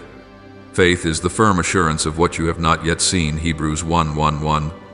It is not your feelings that are assured, it is your soul that is assured. Even while your steps still tremble, you have grown accustomed to measuring everything by evidence, what the eye sees. The hand touches. The ear hears. You wait for clear signals. You long for human affirmation. You look for signs to soothe yourself. But faith does not cling to evidence. It clings to me. Faith is like a sail opened upon the sea at night, unable to see the shore, yet filled by the wind, because it knows the wind will lead the way. Faith is not blind. Faith simply places its weight on the one you follow. If faith exists only when there is evidence, then it is no longer faith, it is observation. Faith is when you set your foot down while the ground ahead is still veiled in mist. Faith is when you follow a call you cannot prove by reason. Faith is when you continue the conversation with me, even when you do not receive an answer in the language you expected. Many say they lack faith because they do not feel anything intense. I tell you that strong feelings are only the brief sparks of zeal. True faith is the flame that burns steadily through days that seem to have no wind at all. A mature soul does not go searching for storms to prove its strength, but knows how to remain faithful in calm weather. Faith is when you wake in the early morning, walk without rushing, keep your breathing steady, and continue the journey even though the night brought no revelation. Faith is when you put your hand to small tasks while your heart longs for a great miracle. It is not because you have already seen the outcome, but because you know the outcome does not determine the value of your steps. It is your steps that determine the direction of your life. It is not because you see me clearing the way, but because you know I am walking ahead of you. There are times when I allow you to feel nothing, so you may learn that feeling is not your compass. Feelings come and go like tides, but faith is like a rocky shore that endures the pounding waves and yet remains. When you lean on emotion, you will sway each time the waves rise high. When you lean on me, you will stand even when the sea is raging. Silence does not kill faith. Silence is the environment where faith is given the chance to grow. Confusion does not destroy you. Confusion is the soil where you discover more of me than of yourself. You do not need to feel strong in order to move. You simply need to put your foot down. You do not need to understand everything in order to go forward. You only need to choose not to turn back. One step taken when you see nothing is worth more than 100 taken when everything is clear. If you wait until encouragement stirs your emotions before you move, you will miss hundreds of stretches of road I have already prepared.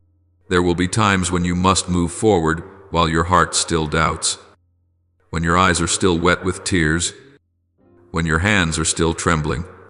I do not demand that you walk in the confidence of yourself. I only long for you to walk in attachment to me. Faith is not the absence of fear. Faith is refusing to let fear speak in my place. Faith is not seeing the path. Faith is stepping into the unknown with the certainty that my hand is waiting. People will tell you about spectacular achievements, but I will ask you about each small step. That is where the quiet miracle flows, not in the loud explosion of accomplishments, but in the steady sound of faithful footsteps on the ground. You often imagine love as something that comes when you are at your best, your strongest, your brightest, that only when you accomplish something or maintain the image you believe is worthy will I remain by your side. But my enduring love does not wait for you to become perfect. It comes right into the part of you that trembles, into the turns where your soul believes it has ruined everything. You know the story of a man who once boldly declared that he would stand with me to the very end. Yet only a few hours later, He trembled before the small questions of strangers. Peter did not deny me because he hated me. He denied me because he had not yet understood how enduring love works. He assumed that loyalty must always be accompanied by strength. And when his strength fell apart, he thought, my love had fallen apart with it. But my child, my love does not choose the souls that never fall. My love chooses the souls that can collapse and still rise again when I call them by name. Peter did not fall in that dark night because he was uniquely weak. He fell because he believed love depended on his own resolve. When he heard the rooster crow, his heart broke, not mainly from the fear of losing me, but from the belief that I had lost him. He did not run toward me, he ran away, carrying the loneliness of someone who thinks they have destroyed every purpose. Yet my enduring love did not follow him with accusations, did not chase him down with condemnation. It waited, like a small fire that refuses to go out through the night. It stood on the shore of Galilee, not asking, "Why did you fail?" but asking, "Do you love me?" I did not bring up the denial. I did not dig through every failure. I reached for the deepest place in his heart, not to judge, but to awaken the cord that had bound him to me long before fear snapped it. And you, many times, do the same, not because you are deliberately betraying me, but because you believe that stumbling disqualifies you from being loved. You strive to restore a beautiful image of yourself. You try to speak strong words. You hurry to prove that you are worthy to return. But my enduring love does not enter your life through the gate of worthiness. It walks in through the gate of honesty. When you admit that you are afraid, I do not withdraw, I draw nearer. When you collapse in disappointment, I do not leave. I lay my hand on your shoulder and wait for you to look back. Enduring love does not need proof, does not need decoration, does not need applause. It exists like warmth in your chest, even when you do not name it. It is the underground stream beneath the earth, feeding the roots in winter, no matter how dry the surface appears. There are days when you resemble Peter, zealous while the sun is still high, yet trembling when darkness descends. You ask yourself whether I am disappointed with you, whether you have ruined what I placed inside you. But remember this: before Peter fell, I had already seen him stand. Before he denied me, I had already called him a rock. I do not build my promises on your worst moment. I build them on the nature I planted in you when I formed you. If you look at yourself only through the lens of your failures, you will forget that I look at you through the potential I breathed into you. I never abandon the work I have begun. I continue to complete it along lines you do not yet understand. My enduring love is not gentle because it is weak. It is gentle because it is so strong. It does not need to show off. It does not need to shout to force you back. It quietly places itself where you cannot avoid it, in your loneliness, in your questions. In those times you say, "I am not worthy." You think I love you when you are victorious, but I love you right in your trembling first step. You think I love you when you are strong, but I love you when all you can do is breathe. I love you when you walk on the water, and I also love you when you begin to sink because you paid too much attention to the wind. Enduring love does not come to reward, it comes to rescue.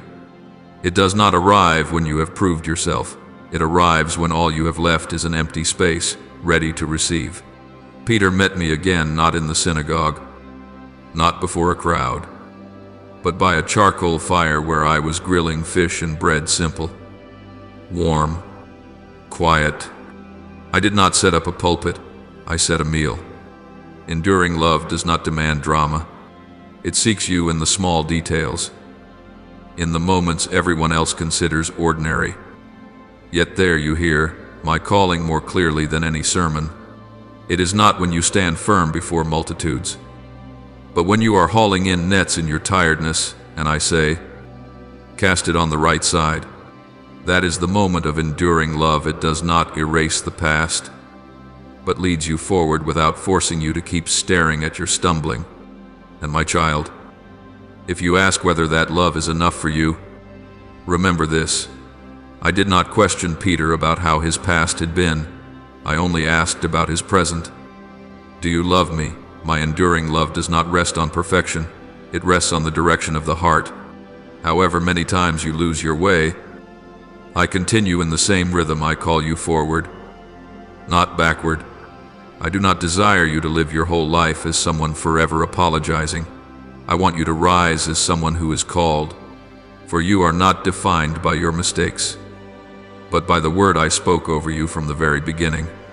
You often think forgiveness is simply an act of erasing mistakes, like wiping a chalkboard clean so the surface becomes white again. But my forgiveness is not a wipe on the surface.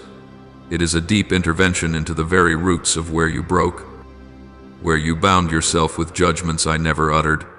Forgiveness is not just unlocking a door, it is removing the invisible chains you have wrapped around your own wrists because you believed you deserved to live only in places without light. I hear every word you say about yourself on nights when you think. I no longer listen words of accusation, rejection, and self-denial that keep you away from good things. Yet my forgiveness does not come to argue with you. It comes to break each rope you cling to, thinking that through it you can somehow repay your guilt, when the only thing needed for freedom is for you to let me touch it. My forgiveness does not turn the past into nothing. It places the past in its proper place, something that has happened, not a sentence that lasts forever. You see your stumbles as proof that your soul is unworthy to move forward, while I see those very stumbles as the place where you learn grace, not grace as an idea, but as the very air you breathe. You try to fix yourself so you can return to me, but I never left you, so you do not need to return. You evaluate yourself by your scars, while I place my hand upon those very scars and turn them into places where light can pass through. My forgiveness does not deny what has been. It deprives what has been of its power to define you. If I only erased, you would still live in fear of repeating your failure. But when I heal, you know that no matter how many times you stumble, my nature toward you does not change. There are people who believe that forgiveness is only a step backward, a moment where everything returns to zero. But I do not take you back to the starting line.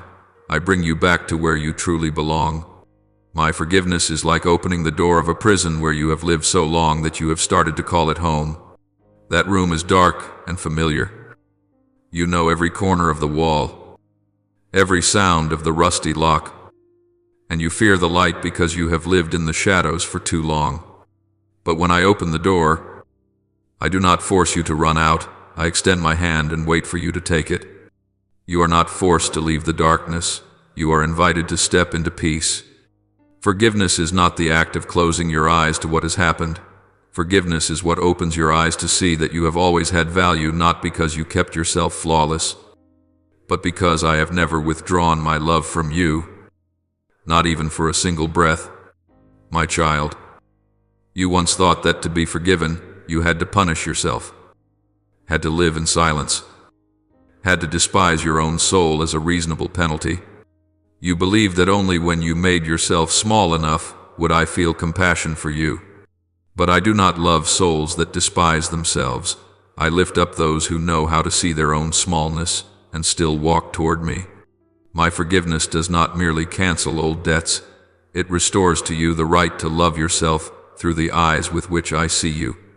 It takes from your hand the whip you have used to strike yourself, and places back on your shoulders the garment you once tore apart. Forgiveness does not tell you to forget. Forgiveness transforms memory so that it no longer wounds you. Forgiveness does not make you clean because you have tried hard enough. Forgiveness makes you free because I have chosen you. There are seasons when you turn your back on your own self because you fear the eyes of others, fear the judgments stored in their memories, fear that the stains of your past will become a resume that can never be erased. But I do not drag you into a courtroom for trial. I lead you to the only place where you are safe enough to begin again in my presence. I do not ask you, "Why did you do that?" I ask you, "Are you ready to walk with me now?" I do not require a detailed report of every mistake. I ask for a heart that knows it is loved even when it has not yet learned how to live in a way that feels worthy of that love. My forgiveness does not simply open a new path, it sets you upon that path with feet that no longer tremble in shame. When I forgive you, I do not push you ahead and stay behind, I go with you. I do not hand you a map and remain standing in the distance. I place my hand in yours and walk beside you through each stretch of road. For forgiveness is not merely an act in the past, it is a companionship in the present. It is the miracle that allows the soul to live without constant defense, without having to prove itself, without bowing before old ghosts of accusation. My forgiveness does not make you smaller, it enables you to stand upright. My forgiveness does not leave you blushing with your face to the ground, it lifts your head so you can see the light that has always belonged to you. There are wounds within you that do not lie on the surface of your skin, but in the deep place where memory and expectation meet. They do not bleed, yet they still hurt. No one can see them, yet they shape the way you walk, the way you look at others, the way you hide the most vulnerable parts of yourself. You often wish that I would simply wipe away the pain as you would wipe dust from glass, restoring clarity so that you can move on. But I do not come merely to patch up broken fragments. I come to recreate the soul, so that you do not simply survive but love in a new form, a form no longer twisted by suspicion or self-defense. Restoration is not a return to how you were before you were hurt. Restoration is becoming what you have never been before, a soul that can look at its own wounds without trembling. Because you know that precisely there, I have laid the foundations of compassion. When I begin to restore you, I do not start by erasing the people who hurt you, nor by changing your circumstances first. I go into the deep layers where you hid your memories, those corners where you told yourself, "I'm fine now," just to keep going. I place my hand there, not to make you suffer more, but to cut away the old roots clinging to bitterness. I know you no longer trust love easily. You see others through cautious lenses, measure every step of closeness, predict every possible betrayal. I do not blame you for learning to protect yourself, but I have come to teach you a different kind of protection, the protection of a heart that has been healed, not a heart that has shrunk back just to survive. For love cannot flow out of a soul that only knows how to defend itself. Love can only flow from someone who has met me in the deepest places of their pain. Like a craftsman restoring an old instrument, I do not simply replace the rusty strings or polish the scratched wood. I take it apart piece by piece, opening the inside where the sound has been choked by the shocks of life. I carefully examine the wooden frame, touch the places that have weakened, reinforce parts that seemed harmless to your eye. You stand beside me, thinking that what I have already done is enough. But I know that the sound will only grow warm and full when I adjust even the things your eyes cannot see. So it is with your soul. It is not healed by surface treatment, but by work done in the places no one enters except me. So that one day, when you love someone who trembles as you once trembled, you will not love them with condescension, but with the gentleness of one who knows how deep healing can go.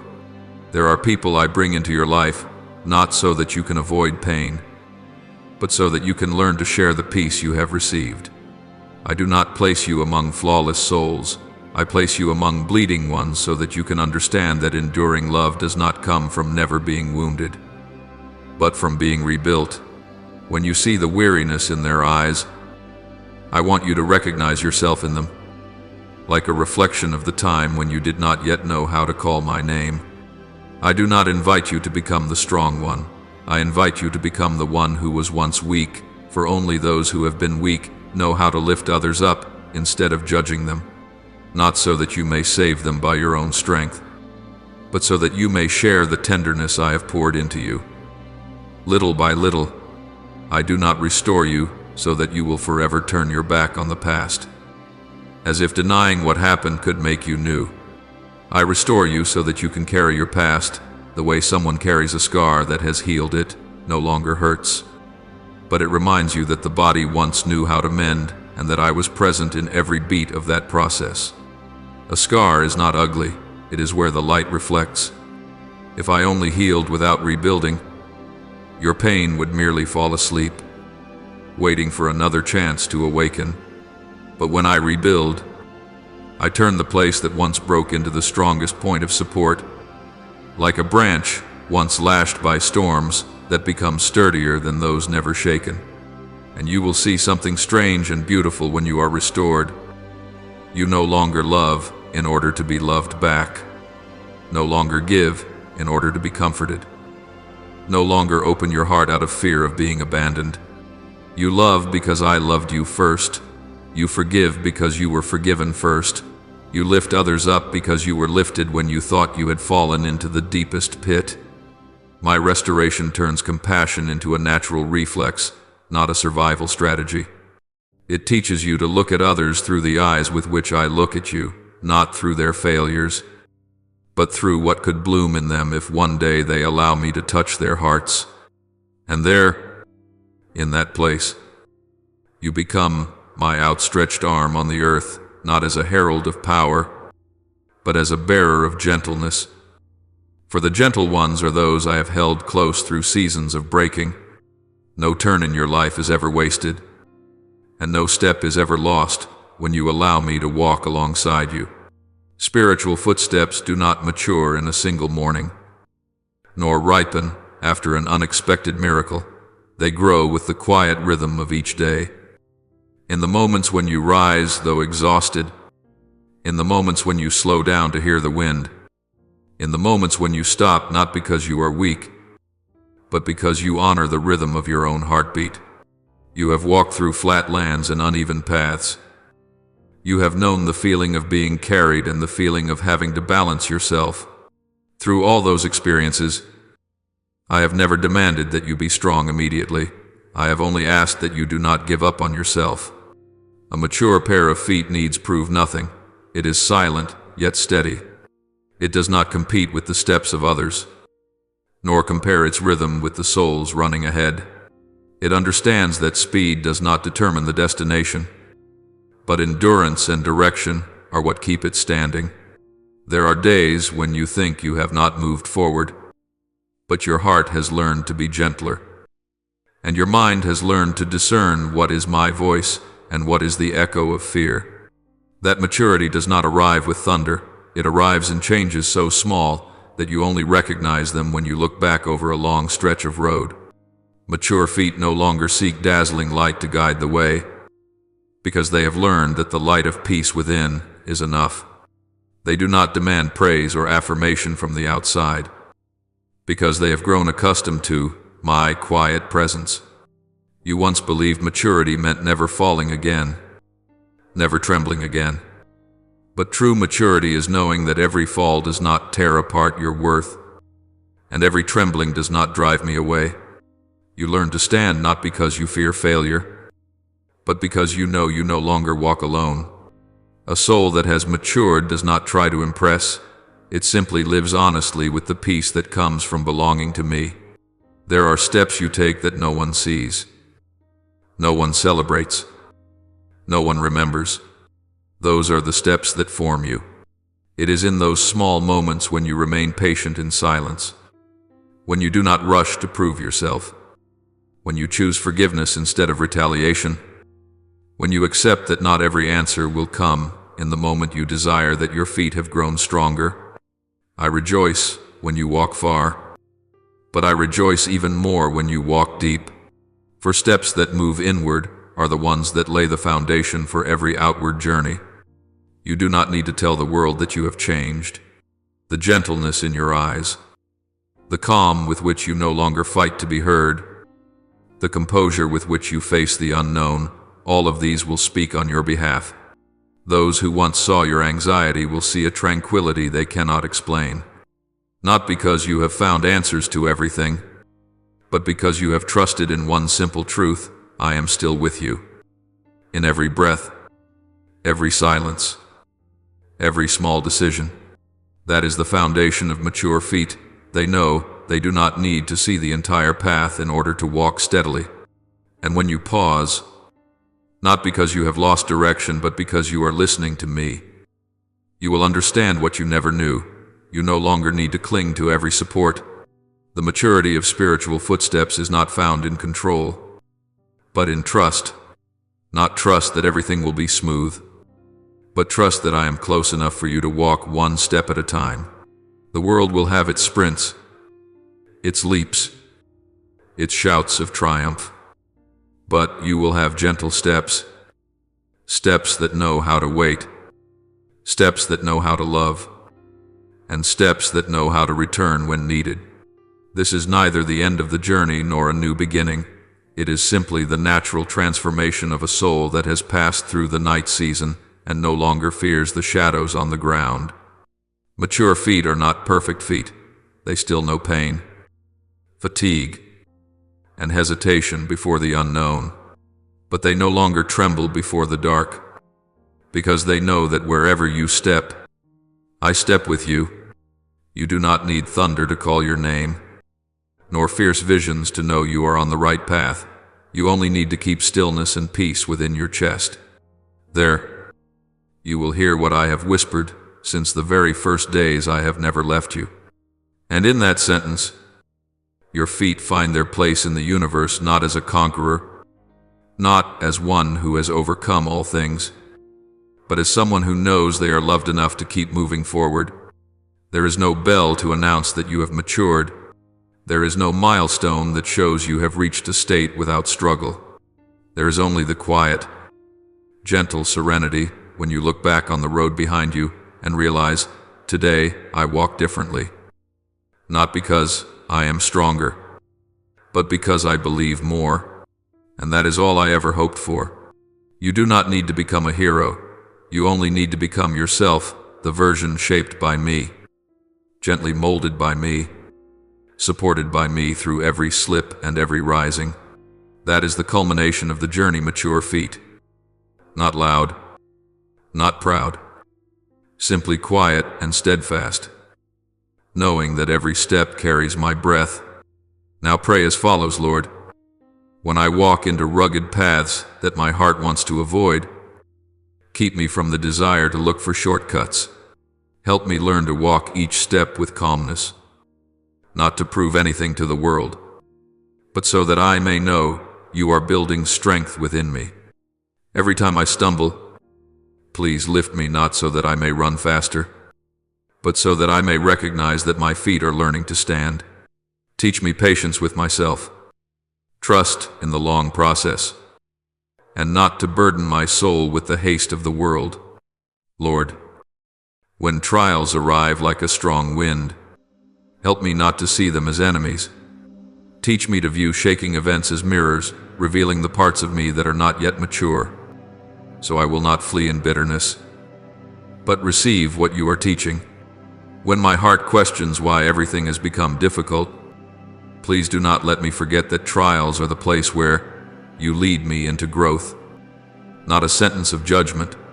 Lord, when I fall from my first unsteady steps, grant me the humility to rise without shame. Remind me that having to learn again is not failure, but an invitation to go deeper. Let me feel your quiet presence, like a hand gently placed behind a child, striving to keep balance. Do not let me misinterpret silence as abandonment, for my heart easily loses faith when it trembles. Lord, when the emotions within me cool and the excitement of the early days fades, keep me in steady light. Teach me that true closeness does not come from powerful feelings, but from the steady breath of a soul that knows you are with it. Let me learn to walk like one who strolls at dawn, sensing the rhythm of life through each breath, each step, each gentle ray of light without needing explanation. Lord, when I tremble before the high steps of life, remind me that you have placed a handrail beside me. Help me not to wish that you would carry me simply because I am afraid, but to learn how to use the supports you have already prepared. grant me enough peace to lay my hand upon that help. Slowly, carefully, knowing that no one becomes mature by avoiding every rung of the staircase. Lord, when I see myself being molded, guard my heart from believing it is abandonment. Teach me to cherish the seasons in which you refine me, because they are the foundations for the future I cannot yet see. When I feel distorted, remind me that clay becomes beautiful only when it accepts the hands of the potter. Give me the faith to believe that you will never break what you are shaping into a masterpiece. Lord, when I walk into the dark portion of the journey with no light ahead of me, remind me that you are still beside me. Do not let me call darkness an enemy when it is merely the space in which my soul learns to recognize companionship. Soften the whispers of fear inside me so that I may find you not by sight, but by a heart that knows how to trust. Lord, when the world calls me toward easy paths, do not let me walk into them if they weaken my soul. Keep me on the narrow, difficult ways you have chosen so that my feet learn endurance. When others run faster, teach me to walk slowly. When I am lost among the standards of the world, teach me to listen to yours. Lord, when I plead for you to change my circumstances at once, change my heart first. Help me see miracles not only in the moments of rescue, but in every step I still choose to take when I have no strength left. Grant me wisdom to recognize that endurance is not punishment, but grace hidden within the process. Lord, when I want to pull the seed from the soil to check how much it has grown, hold my hand back. Teach me to trust the earth, the time, and all the quiet movements you are working beneath the surface of life. Help me love the days without results, for they are the days that nurture what will one day bloom. Grant me faithfulness to keep sowing even when I do not yet see the sprout. Lord, when I compare myself to those who have already blossomed, remind me that every seed has its appointed time. Keep me from despising the seasons of burial, for you are letting my roots grow deep. Guard me from doubting that you have forgotten me, because delay is your protection from blessings I am not yet strong enough to carry. Lord, grant me the posture of a farmer who knows how to wait for rain in its season. Teach me to sow with trust rather than ambition, to tend the soil with gratitude rather than anxiety. Help me to see that growth does not belong to me but to you, and if I must wait long, teach me to wait in peace, for you never abandon what you have begun. I offer this prayer in the holy name of Jesus Christ. Amen. Do not forget to subscribe and turn on notifications so that together we can build a strong community of faith.